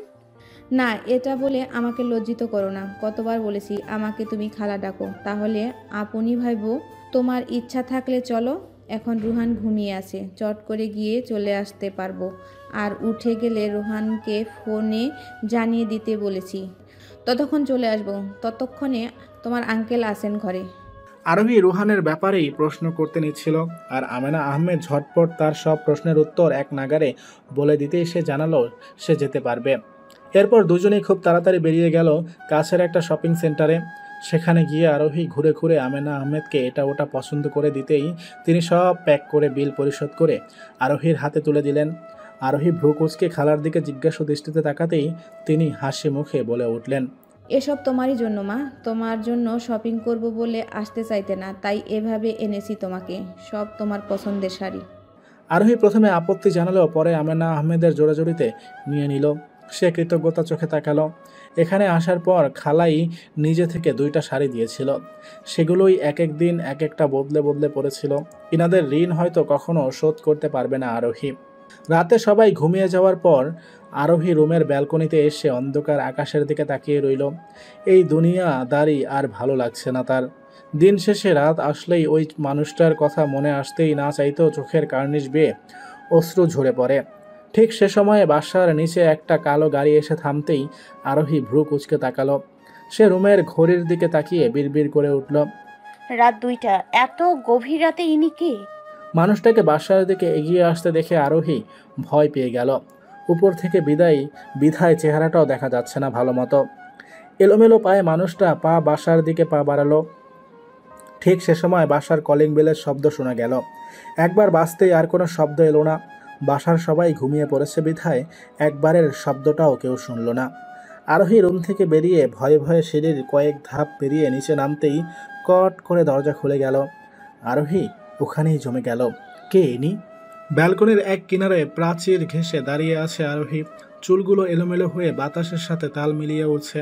ক্ষণে ক্ষণে শীতল হাওয়া জানান দিচ্ছে আজ প্রচণ্ড ঠান্ডা পড়বে। আরোহী শীতের প্রকোপে কেঁপে কেঁপে উঠছে, কিন্তু এই মুহূর্তে ব্যালকনি ছেড়ে যেতে তার মোটেই ইচ্ছে করছে না। তার মলিন দৃষ্টি দূরের উখ গাছের দিকে। সেখানে 2টা পাখি কি সুন্দর করে একে অপরের সাথে সুখ দুঃখের গল্প করছে। এদের কিচির মিচির ডাকে যেন সব অনুভব করতে পারছে আরোহী। এমন কোনো দৃশ্য চোখে পড়লেই আরোহীর চোখ ভিজে ওঠে। আরিয়ানের কথা মাঝে মাঝে বড্ড মনে পড়ে। কেমন আছে মানুষটা? হয়তো ভীষণ সুখে আছে নতুন বউকে নিয়ে। আচ্ছা, আরোহীর সাজানো সংসার কি স্নেহা আবার নতুন করে সাজিয়েছে? আরিয়ান আরোহীর সব অধিকার হয়তো স্নেহাকে দিয়ে দিয়েছে এতদিনে। আচ্ছা, আরিয়ান বাড়ি ফিরে আরোহীকে কি খোঁজেনি? আরোহীর মনের সাথে সাথে বার্তা এলো, খুঁজলে কি আর তুই এখানে আসিস এখন? আরোহী মানতে চাইল না কথাটা। তার মস্তিষ্ক বলে উঠল যে আরোহী তো একটা বাসায় পড়ে আছে সারাদিন, এত বড় শহরে তাকে খুঁজলেও পাবে কই। হয়তো একটু হলেও খুঁজবে, কিন্তু মন মানতে চাইল না। আরিয়ান একটু মন দিয়ে খুঁজলেই হয়তো আরোহীর নিশানা পেত। 1 বছরে কি আরোহীর প্রতি আরিয়ানের একটুও মায়া বসেনি? সেই মধুর দিনগুলো ভীষণ রকম স্মরণ করছে আরোহী। আজ তার শাশুড়ি লুৎফা বেগম যদি আমেনা আহমেদের মতো হতো, তাহলে হয়তো আরোহী আজ আগের জায়গায় সুখে থাকতো। কেন মানুষ এক একজন এক এক রকম হয়? সবাই ভালো হতে পারে না। সবাই একরকম ভালো হলে হয়তো এই নিষ্ঠুর দুনিয়াটা পাল্টে যেতে 2 মিনিট সময় নিত না। ভোর ফুটতে শুরু করেছে। চারদিকে আস্তে আস্তে কোলাহল বাড়ছে। সকালে ভোর ফোটার সময় এই স্নিগ্ধ বাতাস গায়ে লাগলে ভীষণ ভালো লাগে। রাতে তেমন একটা ঘুম না হওয়ায় সকাল সকাল উঠে গোসল সেরে নিয়েছে। লম্বা চুল বেয়ে বেয়ে পানি চুপসে চুপসে পড়ছে। পরনের শাড়ি কোমরের দিকে ভিজে যাচ্ছে, কিন্তু সেদিকে আরোহীর খেয়াল নেই। পূব আকাশে সূর্য উঁকি দিচ্ছে। দেখতে দেখতে চারদিকে সূর্যের কিরণ তীর্যকভাবে ছড়িয়ে পড়ল। আস্তে আস্তে নীরব রাস্তাটা কোলাহলে ভরে এলো। কেউ কেউ চাকরিতে যাচ্ছে, আবার কেউ কেউ বাচ্চা নিয়ে স্কুলে যাচ্ছে। এক একজনের উদ্দেশ্য ভিন্ন ভিন্ন। আরোহী রাস্তা থেকে দৃষ্টি সরিয়ে সূর্যের দিকে তাকালো। ছোটবেলায় আশ্রমের খেলার সঙ্গীদের সাথে খেলতে খেলতে হঠাৎ আরোহীর একটা ইচ্ছা জাগত। সে বলে উঠত, চল আমরা একটা খেলা করি, যে আমাদের মধ্যে কে কতক্ষণ সূর্যের দিকে তাকিয়ে থাকতে পারে। আরোহীর কথায় সবাই রাজি হতো। সূর্যের দিকে কিছুক্ষণ তাকাতেই সবার চোখ দিয়ে পানি পড়ে অনেকে চোখ বন্ধ করে ফেলতো। তেমন সময় খালা দৌড়ে এসে বলতো, এসব খেলা কে শিখিয়েছে? খালার কথায় সবাই আরোহীর দিকে ইশারা করলে তিনি আরোহীর পাশে এসে মাথায় একটা ছোট চাপড় মেরে বলতো, এসব ভালো না, চোখ নষ্ট হয়ে যাবে। আরোহী তখন অবুঝের মতো বলে উঠত, খালা, চোখ দিয়ে পানি পড়লে ভালো লাগে আমার। নাক মুখ লাল হয়ে যাওয়া, চোখ ফুলে যাওয়া সুন্দর না? তখন খালা আরোহীর কথায় তার দিকে তাকিয়ে থাকতো আর বলতো, একদিন বড় হয়ে এসব আর ভালো লাগবে না, সুন্দর কথা আর মাথায়ও থাকবে না। আরোহী কিছু বুঝে উঠতে পারতো না তখন, শুধু অবুঝের মতো দৃষ্টিতে খালার দিকে তাকিয়ে থাকতো। আরোহী আর বেশিক্ষণ সূর্যের দিকে তাকিয়ে থাকতে পারল না। সে চোখ দিয়ে অশ্রু বেরিয়ে গেছে। সে দ্রুত চোখ বন্ধ করে ফেলল। এরপর আবার চোখ খুলতেই আশপাশ অন্যরকম লাগলো। আজ অনেকদিন পর সেই ছোটবেলার কথা মনে পড়ে গেল। আসলেই খালার কথাই সঠিক। একটা সময়ের পর সৌন্দর্যের আর কোনো মূল্য থাকে না, আসল তো কপাল। আরোহী রুমে এলো। আজ রুহান এলো না একবারও। কি জানি, হয়তো বাবাকে কাছে পেয়েছে। এমনি এতদিন প্রতিদিন সকালে ঘুম থেকে উঠে সোজা আরোহীর কাছে এসে তার কোলে উঠে যেত। আরোহী মুখ ধুয়ে ফ্রেশ করে খাবার খাইয়ে দিলেই খেত, কিন্তু আজ আসলো না। আরোহীর হঠাৎ খারাপ লাগা কাজ করতেই সে তাচ্ছিল্য হাসল। 2 দিনে একটু সুখ পেয়েছে বুঝি একেবারের জন্য সুখটা নিজের হয়ে গেল, সেটা ভাবলো কি করে? আরোহী তো পর, হয়তো রুহান তাকে 2 দিনে নিঃসন্তানের সুখটা পূর্ণ করেছিল, কিন্তু তা তো একবারের জন্য নয়। আরোহী আর কিছু না ভেবে ওয়াশরুমে গিয়ে মুখে পানির ঝাপটা দিয়ে রুম থেকে বেরিয়ে গেল। সে রান্নাঘরের উদ্দেশ্যে সিঁড়ির ধাপে পা বাড়াতে নিতেই বিপরীত রুমের দরজার দিকে চোখ যেতেই কালকে রাতের ঘটনাটা মনে পড়ে গেল। কাল রাতে যখন মানুষটা এলোমেলো ক্লান্ত পায়ে দরজা খুলে বাসায় ঢুকে, তখন অন্ধকারের মাঝে আরোহী ভালোভাবে মুখ দেখেনি। সে ভেবেই নিয়েছিল চোর। এক মুহূর্ত মাথায় আসেনি যে চোর কিভাবে ভদ্র পোশাকে গাড়ি নিয়ে আসবে। যখন একবার তার চোর উচ্চারণ করলো, ঠিক ওই সময় নিহানের দৃষ্টি আরোহীর দিকে পড়ল। অন্ধকার বিদায় কেউ কারো চেহারা তেমন একটা দেখেনি। মানুষটা ভ্রু কুঁচকে এগিয়ে এসে আরোহীকে প্রশ্ন ছুড়ল, কে আপনি? আরোহী? সে কোনো মতেই উচ্চারণ করলো। আরোহীর নাম শুনে নিহান নামক মানুষটা চমকালো না। হয়তো আমেনা আহমেদের কাছ থেকে শুনে চিনে নিয়েছে। আমি নিহান, চোর নয়। আরোহীর ভাবনার মধ্যেই নিহান নামক মানুষটা আর কিছু বলার সুযোগ না দিয়ে সোজা সিঁড়ি বেয়ে চলে গেল। এদিকে আরোহী লজ্জায় মাথা নুয়ে ফেলল। শেষ পর্যন্ত বাড়ির ছেলেকে কিনা চোর বানিয়ে ফেলল। রাতের ঘটনাটা মনে করতেই আরোহী হেসে দিল। কি এক লজ্জাকর পরিস্থিতি। আরিয়ানের দিন এখন শুরু হয় তিক্ততায় ঘেরা। আজও ব্যতিক্রম নয়। অ্যালার্মের কান ফাটা শব্দে কপাল কুঁচকে সে উঠে বসল। বসা অবস্থায় কিছু সময় দোকান চেপে ধরল। প্রতিদিন মাথার পাশে অ্যালার্মের তীব্র ঝাঁঝালো শব্দে মাথা ব্যথা উঠে যায়, কিন্তু কিছুই করার নেই। স্নেহার সাথে এই অ্যালার্ম নিয়ে প্রতিদিন ঝগড়া হয়। মেয়েটা বিয়ের আগে ছিল একরকম, আর বিয়ের পর আরেক রকম হয়ে গেল। বিয়ের আগে এখানে বেড়াতে আসলে অনেক তাড়াতাড়ি ঘুম থেকে উঠে আরোহীর আগে নাস্তা বানিয়ে ফেলত, কিন্তু এখন আরিহানের অফিসের টাইম হয়ে গেলেও ঘুম থেকে ওঠে না। আরও অ্যালার্মের শব্দে বিরক্ত হয়ে বলে অ্যালার্মটা যাতে আরিয়ানের একদম পাশে রাখে, স্নেহার ঘুমে যাতে ডিস্টার্ব না হয়। আজও এর ব্যতিক্রম নয়। অথচ আরোহী থাকাকালীন আরিয়ানের কোনোদিন অ্যালার্মের প্রয়োজন পড়েনি। আরোহী সকাল সকাল উঠে নাস্তা বানিয়ে আরিয়ানের কাছে আধ ঘন্টা আগে এসে হাজির হতো। এরপর আস্তে আস্তে ডাকতো। সে জানতো আরিয়ানের মাইগ্রেন আছে, হুট করে বেশি আওয়াজ করে ডাকলে মাইগ্রেনের ব্যথা উঠতে পারে, তাই আস্তে আস্তে ডাকতো। কিন্তু এখন সব অতীত। সময়ের সাথে সাথে সব বদলে গেছে। এখন আরিয়ানের নিত্যসঙ্গী মাইগ্রেন। আরিয়ান মাথা ধরে উঠে দাঁড়ালো। ওয়াশরুম থেকে ফ্রেশ হয়ে রুমে এসেও স্নেহাকে ঘুমিয়ে দেখল। আরিয়ান চুপচাপ তৈরি হয়ে বেরিয়ে গেল রুম থেকে। ড্রয়িং রুমে আসতেই দেখলো রান্নাঘর থেকে টুংটাক আওয়াজ আসছে। আরিয়ান এগিয়ে গেল। রান্নাঘরে মাকে কাজ করতে দেখে একটা মলিন শ্বাস ফেলল। এখন এসব সব সময় চলে। স্নেহা বেলা 12টায় উঠে নাস্তা সেরে আবারও রুমে চলে যায়। সব কাজ লুৎফা বেগমকেই করতে হয়। এই বৃদ্ধ বয়সে এসব আর সহ্য করা যাচ্ছে না। এই অবস্থায় কাজ করতে তার শরীর সয় না। বেলা 12টা বাজতেই স্নেহা ঘুম ছেড়ে আড়মোড়া ভেঙে উঠে বসল। কিছুক্ষণ থম মেরে বসে ওয়াশরুমের উদ্দেশ্যে পা বাড়ালো। ফ্রেশ হয়ে রান্নাঘরে পা বাড়ালো। রান্নাঘরে লুৎফা বেগম দুপুরের রান্না বসিয়েছেন। স্নেহাকে দেখে তড়িঘড়ি করে বলে উঠলেন, এভাবে চললে তো হবে না।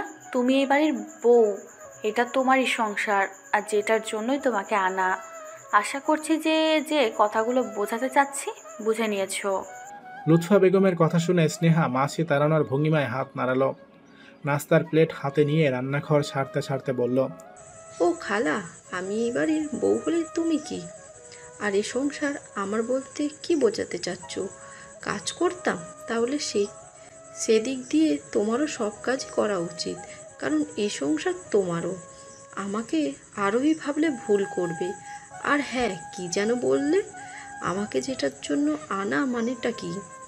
আমি কি মেশিন নাকি? পড়াশোনা না করার জন্য ভুলভাল বলো। মানুষ আর মেশিন গুলিয়ে ফেলেছো। রাতে রান্নাবান্না শেষ করে আমার কাছে এসো, মানুষ আর মেশিনের মধ্যে তফাৎ বুঝিয়ে দেব। আশা করি কি বোঝাতে চাচ্ছি বুঝতে পেরেছো। বলেই হাই তুলে লুৎফা বেগমের জবাবের অপেক্ষা না করে নাস্তার প্লেট নিয়ে স্নেহা রান্নাঘর ছেড়ে বেরিয়ে গেল। লুৎফা বেগম বোকা বনে গেলেন। এই মেয়ে তো এমন ছিল না, রূপ এমন উল্টো হয়ে গেল। কথার জালে তাকেই ফাঁসিয়ে দিল। লুৎফা বেগম স্নেহার যাওয়ার দিকে একবার তাকিয়ে দীর্ঘশ্বাস ফেলে রান্নায় মনোযোগ দিলেন। এই মেয়ের রূপ বিয়ের আগে যত ভালো ছিল, কিন্তু বিয়ের পর পুরোই উল্টো। কিভাবে এত বড় ভুল করলো লুৎফা বেগম? স্নেহা খাওয়া শেষ করে প্লেটটা রান্নাঘরের বেসিনে রেখে মোবাইল নিয়ে বেরিয়ে গেল। লুৎফা বেগম সবজি কাটছিলেন। একবার স্নেহার রেখে যাওয়া প্লেটটার দিকে তাকিয়ে মলিন শ্বাস ফেলল। তার শরীর আর সইছে না এইসব। আরোহী থাকতে রান্নাঘরে কোনোদিন পা দিতে হয়নি। সব কিছু সময় মতো তার জায়গায় চলে যেত। তবুও সে মেয়েটাকে কথা শোনাতো। এখন বড্ড আফসোস হচ্ছে তার।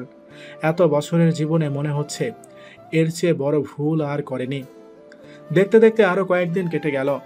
আরোহীর সারাটা দিন রুহানকে নিয়েই কাটায়। রুহানের বাবা সারাদিন হাসপাতালেই থাকে। মাঝে মাঝে তো আসতে গভীর রাত হয়ে যায়। মানুষটার সাথে এর মধ্যে আর কোনো কথা হয়নি। আরোহীও মানুষটা বাসায় থাকলে রুম থেকে বেরোয় না, কারণ তাদের পূর্ণ পরিবারের মাঝে আরোহীকে দেখলে মানুষটা বিরক্ত হয়। প্রায় সময় মানুষটা বাইরেই থাকে। আরোহী রাতে ব্যালকনিতে প্রায় সময় কাটায় বলে দেখতে পায় মানুষটা গভীর রাতে এলোমেলো পায়ে বাসায় ঢুকে। আরোহী বুঝতে পারে মানুষটা হয়তো এখনও মিথিলা আপুকে ভুলতে পারেনি, হয়তো তাই ব্যস্ততায় দিনগুলো পার করিয়ে দেয়।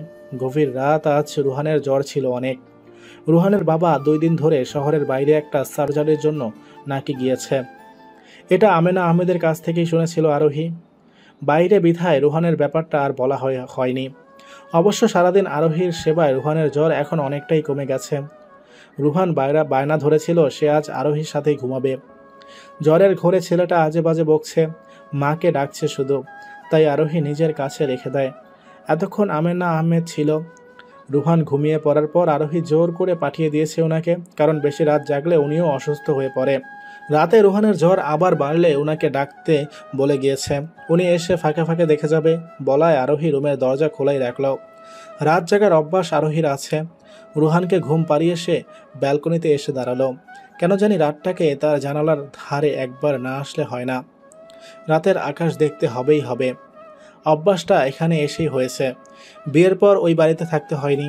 এখানে থাকতে কোনো দিন মন দিয়ে রাতের অজস্র নক্ষত্রের আকাশ দেখা হয়নি, কিন্তু আশ্রমে থাকাকালীন প্রায় সময় জানালার ধারে এসে দেখত। আরিয়ানের সাথে বিয়ে হওয়ার পর আর কোনোদিন দেখা হয়নি। অবশ্য দেখবেই বা কী করে, ওখানে সারাদিন এটা ওটা করতে করতে রাত আসলেই ক্লান্তিতে চোখ বুজে আসত। তাই তো এই 1 বছর আর দেখা হয়নি। হঠাৎ কারো গোঙানির শব্দে আরোহী বাইরে থেকে দৃষ্টি সরিয়ে দেখতে পেল রুহান ঘুমের ঘরে হাতড়িয়ে কাকে যেন খুঁজছে। আরোহী দ্রুত এগিয়ে গিয়ে দেখল জ্বর আবার বেড়েছে। আরোহী দ্রুত দরজার দিকে এগিয়ে গেল। দরজা খোলাই রেখেছে। আমেনা আহমেদকে ডাকার উদ্দেশ্যে এগিয়ে যেতে গিয়ে আবার পিছিয়ে আসলো। থাক না, মাত্রই তো গেল মানুষটা, সে নিজেই না হয় একটু গাটা মুছে দিক। তাই সে দ্রুত ওয়াশরুম থেকে পানি এনে রুহানের গা মুছে দিল। তাতেই রুহান একটু শান্ত হলো। সে আরোহীর এক হাত জড়িয়ে আবারও ঘুমিয়ে পড়ল। আরোহী পাশেই খাটের সাথে মাথা হেলান দিয়ে রুহানের মাথায় হাত বুলিয়ে দিতে লাগলো। গভীর রাত হওয়ায় তার নিজেরও ক্লান্ত লাগছে, গাটা ম্যাচ ম্যাচ করছে। আস্তে আস্তে বসা অবস্থায় চোখ বন্ধ করে ফেলল। আরেকটু রাত হতেই দরজা ঠোকাস দেওয়ার শব্দ হলো। আরোহীর চোখ মাত্রই ঘুমে বুজে আসছে বলে আর চোখ খুলে দেখতে হলো না। ঘুমের ঘরে দরজার সেখানে আর যেতে ইচ্ছে হলো না। হয়তো আমেনা আহমেদ রুহান ঘুমিয়েছে কিনা জিজ্ঞেস করতে এসেছে। দরজা তো খোলাই আছে। অনেকক্ষণ হয়ে যাওয়ার পরও যখন কারো সারা শব্দ পেল না, তখন আরোহী আস্তে আস্তে চোখ খুলতেই সে নিহান নামক মানুষটাকে দেখতে পেল। সে তড়িঘড়ি করে উঠে বসলো। এই বাসায় আসার এই প্রথম বোধহয় উনি এই রুমে। আপনি? রুহানকে নিয়ে যেতে এসেছি। নিহানের সোজা সাপটা উত্তর। কিন্তু আরোহী কিছু বলতে নিতেই নিহানের কথায় থেমে গেল। এখন তো সে ঘুম, বুঝতে পারবে না। বলেই এগিয়ে এসে রুহানকে কোলে নিতে গিয়েই বুঝতে পারল রুহান তার এক হাত দিয়ে আরোহীর হাত আঁকড়ে ধরে ঘুমিয়ে আছে। মনে হচ্ছে যেন আরোহীকে ছাড়লেই হারিয়ে যাবে। আরোহী তা বুঝতে পেরে কিছু বলতে নিতেই নিহান নিজেই এগিয়ে এসে রুহানের হাত ছাড়িয়ে নিয়ে কোলে নিয়ে ফেলল। আরোহীর মন খারাপ হলো। সে ভেবেছিল রুহানের হাত আঁকড়ে ধরা দেখে নিহান আর নিয়ে যাবে না, কিন্তু তবুও নিয়ে ফেলল। তার কেন যেন মনে হয় আরোহীর এই বাসায় থাকা মানুষটা অপছন্দ করে, কিন্তু কোনো মতেই একটা চাকরি পেলেই সে বেরিয়ে যাবে। আজ অনলাইনে একটা চাকরি দেখতে পেয়েছিল, কালই গিয়ে কথা বলবে। আরোহী মলিন শ্বাস ফেলল। নিয়ান বেরিয়ে যাওয়ার আগ মুহূর্তে দরজার এখানে গিয়ে থেমে পেছনে ফিরে আরোহীর দিকে তাকালো। সারাদিন অনেক করেছেন আর গভীর রাত পর্যন্ত অনেক সেবা দিয়েছেন, সেজন্য ধন্যবাদ।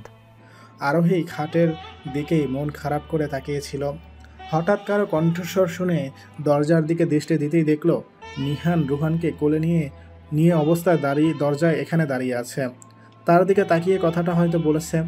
আরোহী সেদিকে তাকাতেই রুহান চোখ ফিরিয়ে নিল। এই বাসায় এতদিনে মনে হয় এই প্রথম মানুষটা তার দিকে তাকিয়েছে। রুহান এখানে থাকলে আপনি হয়তো আর ঘুমাতেন না, এত রাত জাগবেন না, ঘুমিয়ে পড়ুন। বলেই নিহান বেরিয়ে গেল। আরোহী সেদিকে তাকিয়ে রইল। যাক, মানুষটাকে যতটা খারাপ মনে করেছে উনি ততটা খারাপ নয় হয়তো। পরের দিন আরোহী গুজগাছ হয়ে আমেনা আহমেদের কাছ থেকে দোয়া নিয়ে বেরিয়ে গেল চাকরির উদ্দেশ্যে। মূলত চাকরিটা বড় সড়ো নয়, এটা একটা বড় শপিং মলে সেলসম্যানের কাজ। তবুও আরোহীর চাই যথাস্থানে পৌঁছে উচ্চ মাধ্যমিক পর্যন্ত সার্টিফিকেট দেখাতেই ওনারা আরোহীকে বিনা শর্তে চাকরিটা দিয়ে দিল। চাকরিটা পেতেই আরোহী আগে শুকরিয়া আদায় করে নিল। যাক, এত মানুষের ভিড়ে ভালো মানুষও অর্ধেক আছেন, না হলে আজ এত দ্রুত চাকরিটা পাওয়া আরোহী কোনো কালেই ভাবেনি। পরের দিন থেকে জয়েন করার কথা। আরোহী ভাবল বাসায় গিয়ে আমেনা আহমেদকে বলে আরেকটা ছোটোখাটো ঘরে সে উঠবে। বাসা ঠিক করেই আশ্রমের খালার সাথে কথা বলবে। বাসায় ওঠার কথার মাঝে আরেকটা নতুন চিন্তার উদয় হলো। তার কাছে তো এখন কোনো টাকা নেই, বাসায় উঠবে কি করে? অন্তত 1 মাস গেলেই টাকা পাবে, তখনই তো বাসার সব গুছিয়ে নিতে পারবে। আরোহীর মন খারাপ হলো। আরও 1 মাস কি ওই বাড়িতে বোঝা হয়ে পড়ে থাকতে হবে? অবশ্য ওনারা অনেক ভালো মনের মানুষ। আরোহীর ওপর একবারও বিরক্ত হয়নি। উল্টো আরোহী অন্য বাসায় ওঠার কথা বললে বিরক্ত হয়। কিন্তু এখন যাই হয়ে যাক না কেন, আরোহীর বাসাটা থেকে চলে যাওয়া উচিত। আরোহীর অসময়ে ইনারা না থাকলে আজ আরোহী কোথায় থাকতো তা সে নিজেও ভেবে পায় না। ইনারা তাকে এতদিন বিনা কারণে বিনা স্বার্থে রেখেছে, তাতেই আরোহী ঋণী। আজকাল নিজের আপনজনরা খবর নেয় না, অথচ ইনারা মানবিকতার উজ্জ্বল দৃষ্টান্ত হচ্ছে ইনারা। ইনাদের ঋণ হয়তো কখনো শোধ হবে না। আরোহী গাড়িতে বসে আছে, লাল সিগন্যাল পড়েছে। এই একটা সিগন্যালেই সব গাড়ি থেমে আছে। হয়তো এমন কোনো সিগন্যাল জীবনে এসেও জীবনকে চিরতরে থামিয়ে দিয়ে যাবে। শুধু এটাই পার্থক্য যে এই সিগন্যালের পর সবুজ সিগন্যাল আসে। লাল সিগন্যালের দাঁড়িয়ে থামা চুপচাপ গাড়িগুলো হঠাৎই চলতে শুরু করে।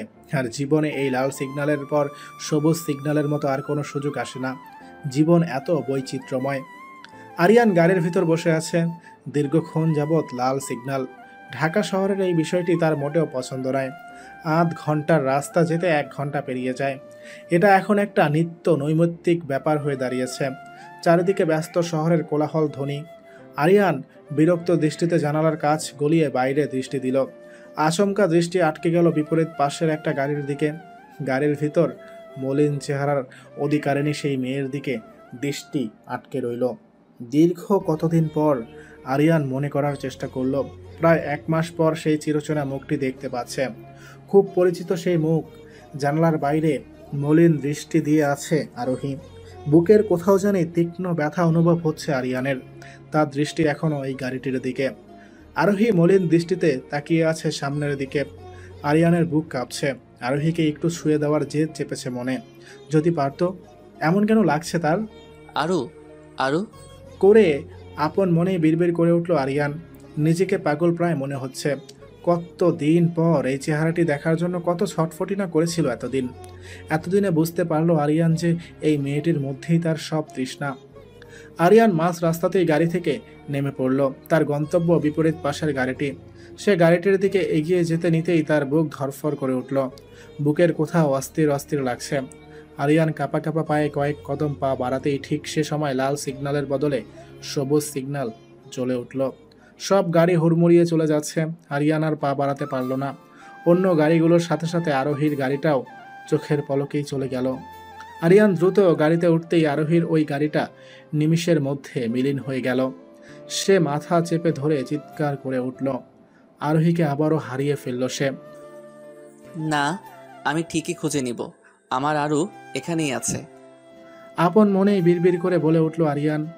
বাসায় ফিরেই আরোহী রুম থেকে বেরিয়ে রুহানকে কোলে নিয়ে রান্নাঘরের দিকে পা বাড়ালো।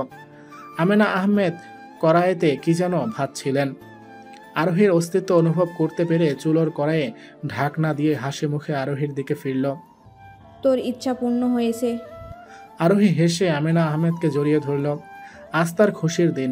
হোক না কোনো ছোটোখাটো চাকরি, তবুও একটা চাকরি তো। সে তো আরামসে জীবন কাটিয়ে দিতে পারবে। আমেনা আহমেদও মনে মনে শুকরিয়া আদায় করল। অবশেষে মেয়েটার মুখে রাজ্যের খুশি দেখা গেল। জয়েন কখন? কাল। বলেই আরোহী আমেনা আহমেদের দিকে তাকিয়ে উসখুস করতে লাগলো। তা দেখে আমেনা আহমেদ আরোহীর মাথায় হাত বুলিয়ে আশ্বাস দিল। কি কিছু বলবি মা? বলছি কি খালা, এইবার তো চাকরি পেয়ে গিয়েছি। তো সেটা দিয়েই তো আমি জীবন কাটিয়ে দিতে পারবো। বলছি কি, যদি আরেকটা বাসায়। আরোহী মিনমিনিয়ে বলে উঠল। এসব কি বলিস? জীবন কাটিয়ে দিবি মানে কি? তোর জীবন তো এখনো পড়ে আছে। আর আরেকটা বাসা বলতে, এটা কি তোর বাসা নয়? কিন্তু কোনো কিন্তু নয়। তুই আমাকে খালা ডেকেছিস তো, মন থেকে ডাকলে এই কথা বলতি না। আরোহী কিভাবে বুঝাবে সে পাচ্ছে না। এই মানুষটা তাকে বেশি ভালোবাসে সেটা বুঝতে পারছে, কিন্তু এভাবে এমন একটা মেয়েকে নিজের ঘরে আশ্রয় দিচ্ছে। খালা, তুমি বুঝতে পারছো না, আমার আরেকটা বাসায় যাওয়া দরকার, অন্তত নিজের জন্য হলেও। তোমরা আমাকে মেয়ের মতো করেই বিনা স্বার্থে অনেক করেছো, সেজন্য আমি আজীবন ঋণী থাকবো।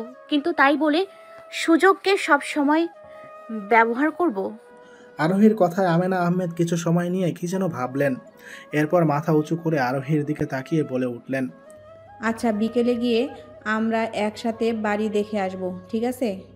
বলেই তিনি সবজি কাটতে নিতেই আরোহী আগ বাড়িয়ে নিয়ে নিল। বিকালে আরোহী আর আমেনা আহমেদ দুইজনে গিয়ে একটা বাসা দেখে আসলো।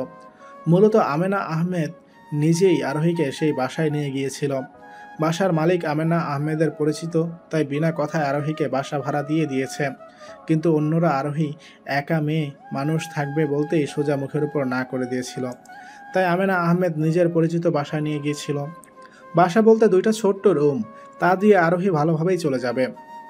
আমেনা আহমেদ 1 মাসের বাসা ভাড়া অগ্রিম দিয়ে এসেছিল, আর কিছু টুকটাক জিনিসও কিনে রেখে এসে বাসার পথে রওনা দিল। আরিয়ান আজ সারাদিন রুমের দরজা আটকে চুপচাপ বসে আছে। তার অস্থির অস্থির লাগছে। আরোহীকে পায়ে ঠেলে বড্ড বড় ভুল করে ফেলেছে সে।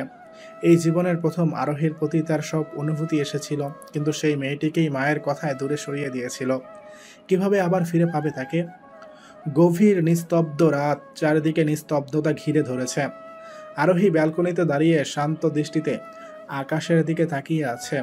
তার এলোমেলো লম্বা চুলগুলো ক্ষণে ক্ষণে হাওয়ায় উড়ছে। কপালের উপর অবাধ্য চুলগুলো এসে লুটোপুটি খাচ্ছে।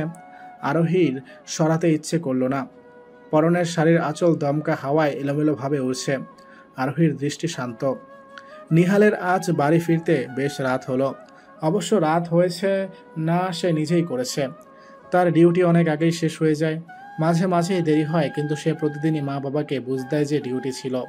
মূলত সে রাস্তার ধারের ব্রিজে দাঁড়িয়ে থাকে, আকাশের দিকে তাকিয়ে রয়। সেই ব্রিজটা মিথিলার প্রিয় ছিল। মাঝে মাঝে গভীর রাতে সে বায়না ধরত যেন তাকে ওই ব্রিজের ধারে নিয়ে যায়, আর তারা দুজন একাকী সময় সে ব্রিজে কাটাতে পারে।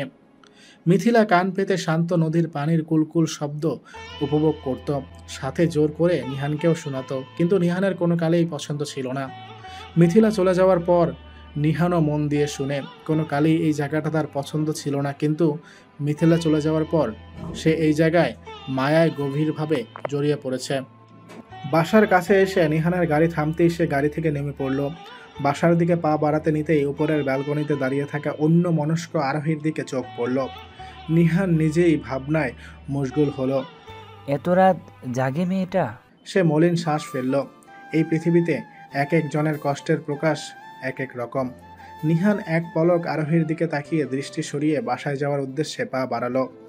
আরোহীর নতুন বাসাতে উঠল আজ। বেশ কয়েকদিন হলো। বাসায় ওঠার প্রথম দিনই আশ্রমে গিয়ে খোঁজ নিল। খালা অসুস্থ ছিল বিধায় এখন আর আগের মতো দায়িত্ব পালন করতে পারত না। তবুও নিজের অসুস্থতা লুকিয়ে বাচ্চাগুলোর দায়িত্ব পালন করার যথাসম্ভব চেষ্টা করত। আরোহী সেদিন প্রথম দেখাতেই বুঝে গিয়েছিল যে খালা ভালো নেই, উনি অসুস্থ। আরোহী জিজ্ঞেস করাতে খালা ব্যাপারটা লুকাতে চেয়েছিল, কিন্তু পারল না। আরোহী খালাকে নিজের সাথে নিয়ে আসতে চাইলে তিনি বাচ্চাগুলোকে কে দেখবে বলে আপত্তি জানালো। সে ওই আশ্রমের 18-18 পর বেরিয়ে যাওয়া একটা মেয়েকেই রেখে দিল বাচ্চাগুলোর দেখাশোনার জন্য। আরোহী মেয়েটির মধ্যে নিজেরই প্রতিচ্ছবি দেখতে পেয়েছিল। যখন আরোহীর 18 পর আশ্রমে থাকার দিন শেষ হয়েছিল, তখন সে আশ্রম থেকে বেরিয়ে দিশেহারা হয়ে পড়েছিল যে কোথায় যাবে, কি করবে। ঠিক সে সময় একজন তার পাশে দাঁড়াতেই সে যাচাই বাছাই না করে সুযোগটা লুফে নিয়েছিল। কিন্তু এই মেয়েটা কই যাবে? আরোহী মেয়েটির দিকে তাকিয়ে আশ্বস্ত ভরা কণ্ঠে তাকিয়ে হাসল, কারণ মেয়েটিও বাইরের দুনিয়ার সাথে পরিচিত না। এই শহরে চাকরির জন্য অনেক দৌড়াতে হয়। মেয়েটি আরোহীর কথায় এক বাক্যতে রাজি হয়ে গিয়েছিল। আরোহী নিজেও ছুটির দিনে খালাকে সাথে নিয়ে বাচ্চাগুলোর সাথে সময় কাটায়।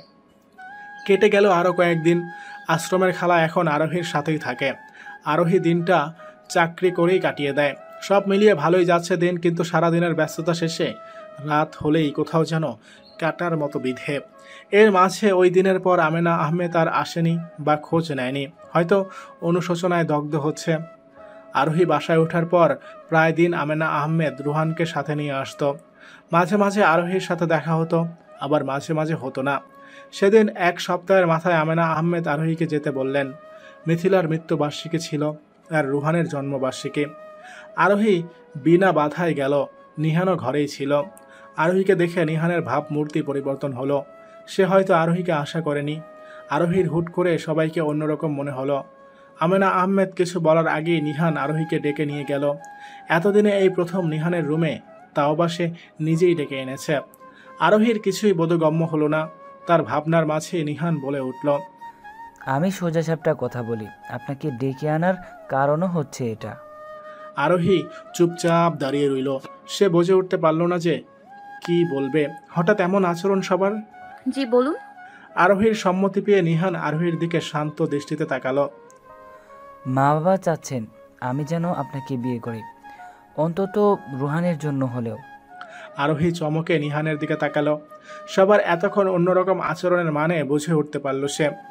আরোহী কিছু না বলে চুপচাপ রুম থেকে বেরিয়ে গেল। আসার পথে ড্রয়িং রুমে কাউকে দেখেনি বিধায় আর কাউকে বলে আসেনি, সোজা বেরিয়ে গেল। রাতে খালা অনেকবার করে আরোহীর কাছ থেকে জিজ্ঞেস করার চেষ্টা করেছে যে কি হয়েছে। এত খুশি হয়ে গিয়েছিল, কিন্তু দুপুরের আগেই হুট করে চলে এসেছে। এসে কথাও বলছে না। আর উপায় না পেয়ে তিনি আড়ালে গিয়ে আমেনা আহমেদের কাছে কল লাগালেন। মাঝে মাঝে আমেনা আহমেদ আরোহীকে দেখতে আসতো। তখন আরোহী চাকরিতে থাকতো বিধায় বাকি সময় আমেনা আহমেদ আরোহী আসার অপেক্ষা করতেন। এই সময়টাতে আমেনা আহমেদের সাথে তার গল্পগুজব করে কাটাতো বলে আমেনা আহমেদের সাথে তারও একটা ভীষণ ভালো সম্পর্ক হয়ে গিয়েছিল। কিছু সময় পর খালা আবারও এলো। আরোহী খালার অস্তিত্ব বুঝে পেছনে ফিরল। তুমি খেয়ে ওষুধ খেয়ে নাও খালা। ইদানিং খালার শরীরটা ভালো যাচ্ছে না। এই 1 মাস চাকরির টাকা আর কয়েকদিন গড়ালেই দিবে। আরও কয়েকদিন অপেক্ষা করতে হবে। এই 1 মাস আমেনা আহমেদই সব টুকটাক নিয়ে এসেছে, তা দিয়েই আরোহীরা ভালো মতো চলে যাচ্ছে। এই মানুষটা না থাকলে এই 1 মাস কিভাবে চলতো আরোহী ভেবে পায় না। আরোহী ভাবনায় ডুবে গেল। কারো আলতো পরশে পেছনে ফিরে দেখলো খালা তার একদম কাছে দাঁড়িয়ে। কিছু বলবে খালা? ওষুধ খেয়ে নিও। আমার একটা আবদার রাখবি আরু? খালার কণ্ঠস্বর মলিন শোনালো। আরোহী খালার দিকে পূর্ণ দৃষ্টিতে তাকালো। মানুষটাকে এখন আর আগের মতো হাসি খুশি দেখায় না। সেদিন আরোহী জোর করে ডাক্তারের কাছে পাঠিয়েছিল।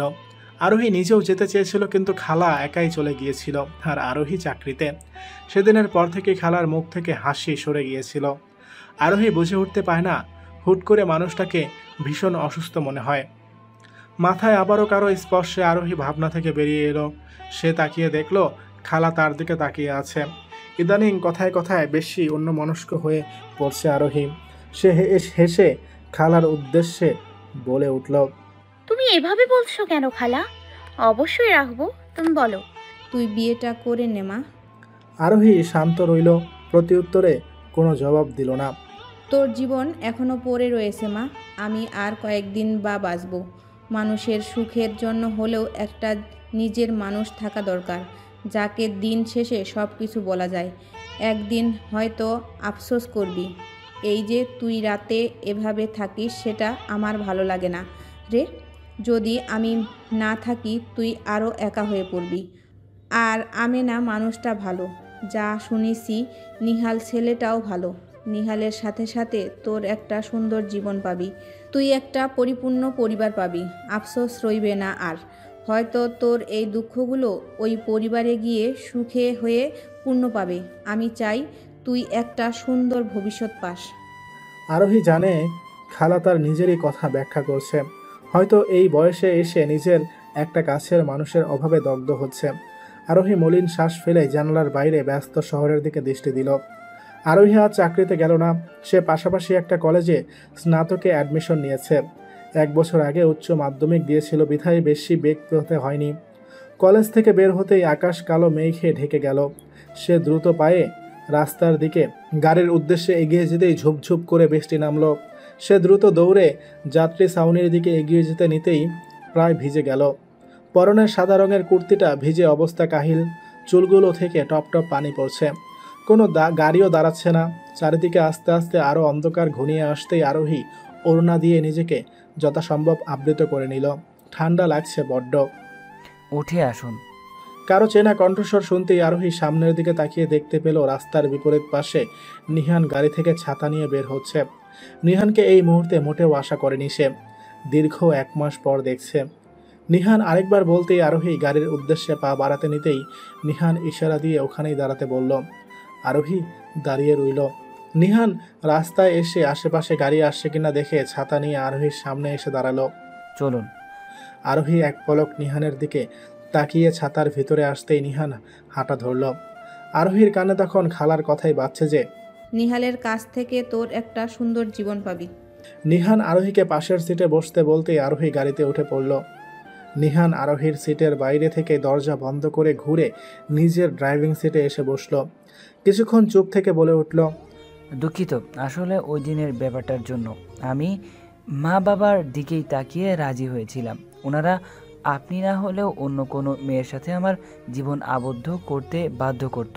তাই আমি ভেবেছিলাম আপনার জীবনেও তো অনেক কষ্ট, তাই আপনার কথা বলতেই রাজি হয়েছিলাম।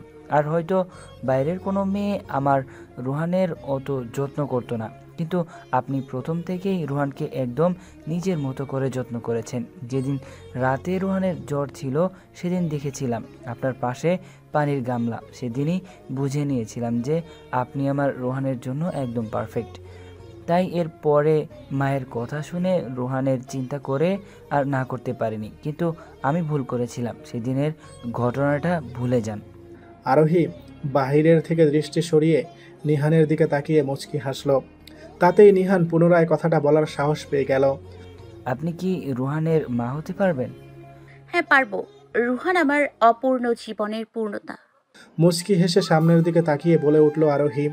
সপ্তাহে 3 দিন আপনাকে ওই ব্রিজে নিয়ে যাব, কিন্তু বাকি 3 দিন মিথিলার মানে আমি একাই। আমি আপনাকে মিথিলা আপুকে ভুলতে বলবো না। কেউ কারোর প্রথম ভালোবাসা ভুলতে পারে না। আমিও বাধ্য করব না। আমার জন্য রুহানি যথেষ্ট। কিন্তু আপনি যখন 3 দিন আমাকে দেবেন বলছেন, তাহলে না করি কিভাবে? বলেই হাসলো আরোহী। পরিশিষ্ট কেটে গেল কয়েক বছর। আরোহী রুহানকে স্কুল থেকে নিয়ে সোজা হাসপাতালে চলে এসেছে। নিহান বলেছিল আজ কোথায় জানি ঘুরতে নিয়ে যাবে, আর আরোহীকে রুহানকে নিয়ে স্কুলের গেটে দাঁড়াতে বলেছিল। কিন্তু সেই কখন থেকে দাঁড়িয়ে আছে, নিহানের আসার কোনো খবর নেই। তাই আরোহীর আর অপেক্ষা সহ্য হলো না। সে রুহানকে নিয়ে সোজা হাসপাতালে এসে পৌঁছেছে। আরোহীর কল পেয়ে নিহান তড়িঘড়ি করে ক্যাবিন ছেড়ে বেরিয়ে আসলো। দুঃখিত রুহি, দেরি হয়ে গেল। আরোহী কিছু না বলে মুখ ঘুরিয়ে নিতেই নিহানের পেছনে কেউ একজনেরকে নার্সের সাথে তর্ক করতে দেখে থমকে গেল। বাবা, রাগ করছো তুমি? নিহানের কথা শুনে রুহানও মুখ ফিরিয়ে নিতেই নিহান হেসে আরোহীর দিকে তাকাতেই আরোহীকে তার পেছনে তাকিয়ে থাকতে দেখে সেও পেছনে ফিরল। এই যে ডাক্তার। আরিয়ান অগোছালোভাবে নিহানের দিকে তাকিয়ে নার্সকে ইশারা করে বলতেই নার্স এসে বাধা দিল। দেখুন, স্যারের ডিউটি শেষ, আর আপনি টাকা না দিয়ে এখানে এত উন্নত চিকিৎসার আশা করতে পারেন না। আরিয়ান অগোছালোভাবে আশেপাশে তাকিয়ে নিহানকে হাত জোর করল। নিহান কিছু বলে ওঠার আগেই আরিয়ানের দৃষ্টি আরোহীর দিকে পড়তেই সে থমকে গেল। আরোহী রুহানকে কাছে টেনে নিল। আরিয়ানের দৃষ্টি অগোছালো। আরোহী এতক্ষণে যা বোঝার বুঝে নিয়েছে। সে নিহানের দিকে তাকিয়ে বলে উঠল, আজকে না হয় ঘুরতে না যাই, আপনি ওনার মায়ের চিকিৎসা শুরু করুন। আরোহী কথাটা বলে থামতেই আরিয়ান আরোহীর আরেকটু কাছে এগিয়ে আসলো। এসেই আরোহীর পায়ের কাছে বসে পড়ল। আরোহী সরে যেতে নিতেই আরিয়ান পা ঝরিয়ে ধরে বলে উঠল, আমাকে মাফ করে দিও। তুমি যাওয়ার পর আমি একটা দিনও ভালো ছিলাম না। স্নেহা 1 বছর পেরোতেই আমাদের ধোকা দিয়ে বাসার সম্পদ নিয়ে চলে গিয়েছে। সেই পর্যন্ত মা আর ভালো ছিল না। মা অসুস্থ হয়ে পড়ার পর সব কিছু বলেছে আমাকে ক্ষমা করো। আরোহী জবাব দেওয়ার মতো ভাষা পেল না। উঠুন, আপনার মায়ের চিকিৎসা সুষ্ঠুভাবেই হবে, চিন্তা করবেন না। নিহান আরোহীর কাছ থেকে আর কিছু জিজ্ঞেস করল না। সে আরোহীকে ভালোভাবে বাসায় যেতে বলে আরিয়ানের মায়ের চিকিৎসার উদ্দেশ্যে পা বাড়ালো। আরোহী পেছন থেকে ডেকে বলে উঠলেন, একটু ওনার মাকে দেখে আসি। নিহান হ্যাঁ সূচক মাথা নাড়তেই আরোহী এগিয়ে গেল। লুৎফা বেগমকে চেনাই যাচ্ছে না। কি শক্তপোক্ত শরীরের মহিলা একদম জীর্ণ শীর্ণ হয়ে গেল। লুৎফা বেগম বাইরেই তাকিয়েছিলেন। আরিয়ানের ডাক শুনে ফিরতেই আরোহীকে দেখে কাপা কাপা হাতে ইশারা করে কিছু বলতে লাগলো, কিন্তু শোনা গেল না। উনার আওয়াজ বাহিরে এলো না। শুধু এইটুকু বোঝা যাচ্ছে উনি হয়তো আরোহীর কাছ থেকে মাপ চাচ্ছেন। আমার স্বামী নিহানের হাতেই আপনার মায়ের চিকিৎসা সঁপে দিলাম। আশা করি আল্লাহ চাইলে সব ভালোই হবে। আরোহী আরিয়ানের উদ্দেশ্যে কথাগুলো বলে শেষবারের মতো এক পলক তাকিয়ে রুহানকে নিয়ে কেবিন ছেড়ে বেরিয়ে গেল। আরোহী একটা মলিন শ্বাস ফেলল। তার কাছের মতো স্বচ্ছ সংসারটাকে শেষ করে দেওয়ার আফসোস হচ্ছে লুৎফা বেগমের, কিন্তু এখন আর আফসোস করে কি লাভ? কাজ যেমন দেখতে সুন্দর পরিশুদ্ধ, তেমন ভাঙলে আর জোড়া লাগানো যায় না। লাগলেও সেটাতে স্পষ্ট একটা দাগ বসেই রয়, আর আগের মতো স্বচ্ছ হয় না। আরিয়ান পেছনে থেকেই আরোহীর দিকে তাকিয়ে আছে। আরোহীর মতো একটা মেয়েকে কাছে পেয়েও হারিয়ে তার নিজেকে সবচেয়ে পরাজিত মনে হচ্ছে। এই জীবনে আর কিছুই রইল না। বিধাতা কাউকে ছাড় দেন না। দেরি হলেও যার যার কর্মফল সে ভোগ করে, আর দুঃখের পরে সুখ আসে। আরোহীর সুখ এখন নিহান। সৃষ্টিকর্তা কাউকেই হয়তো নিরাশ করেন না। ধৈর্য ধরলেই হয়তো ফল পাওয়া যায়। আজকের গল্পটি এখানেই শেষ করছি। এই গল্পটি যদি আপনাদের ভালো লাগে তাহলে অবশ্যই লাইক করবেন এবং আপনার মূল্যবান মতামতটিও জানিয়ে দিবেন কমেন্ট করে। আর এরকম গল্প নিয়মিত শুনতে এখনই আমাদের চ্যানেলটাকে সাবস্ক্রাইব করুন।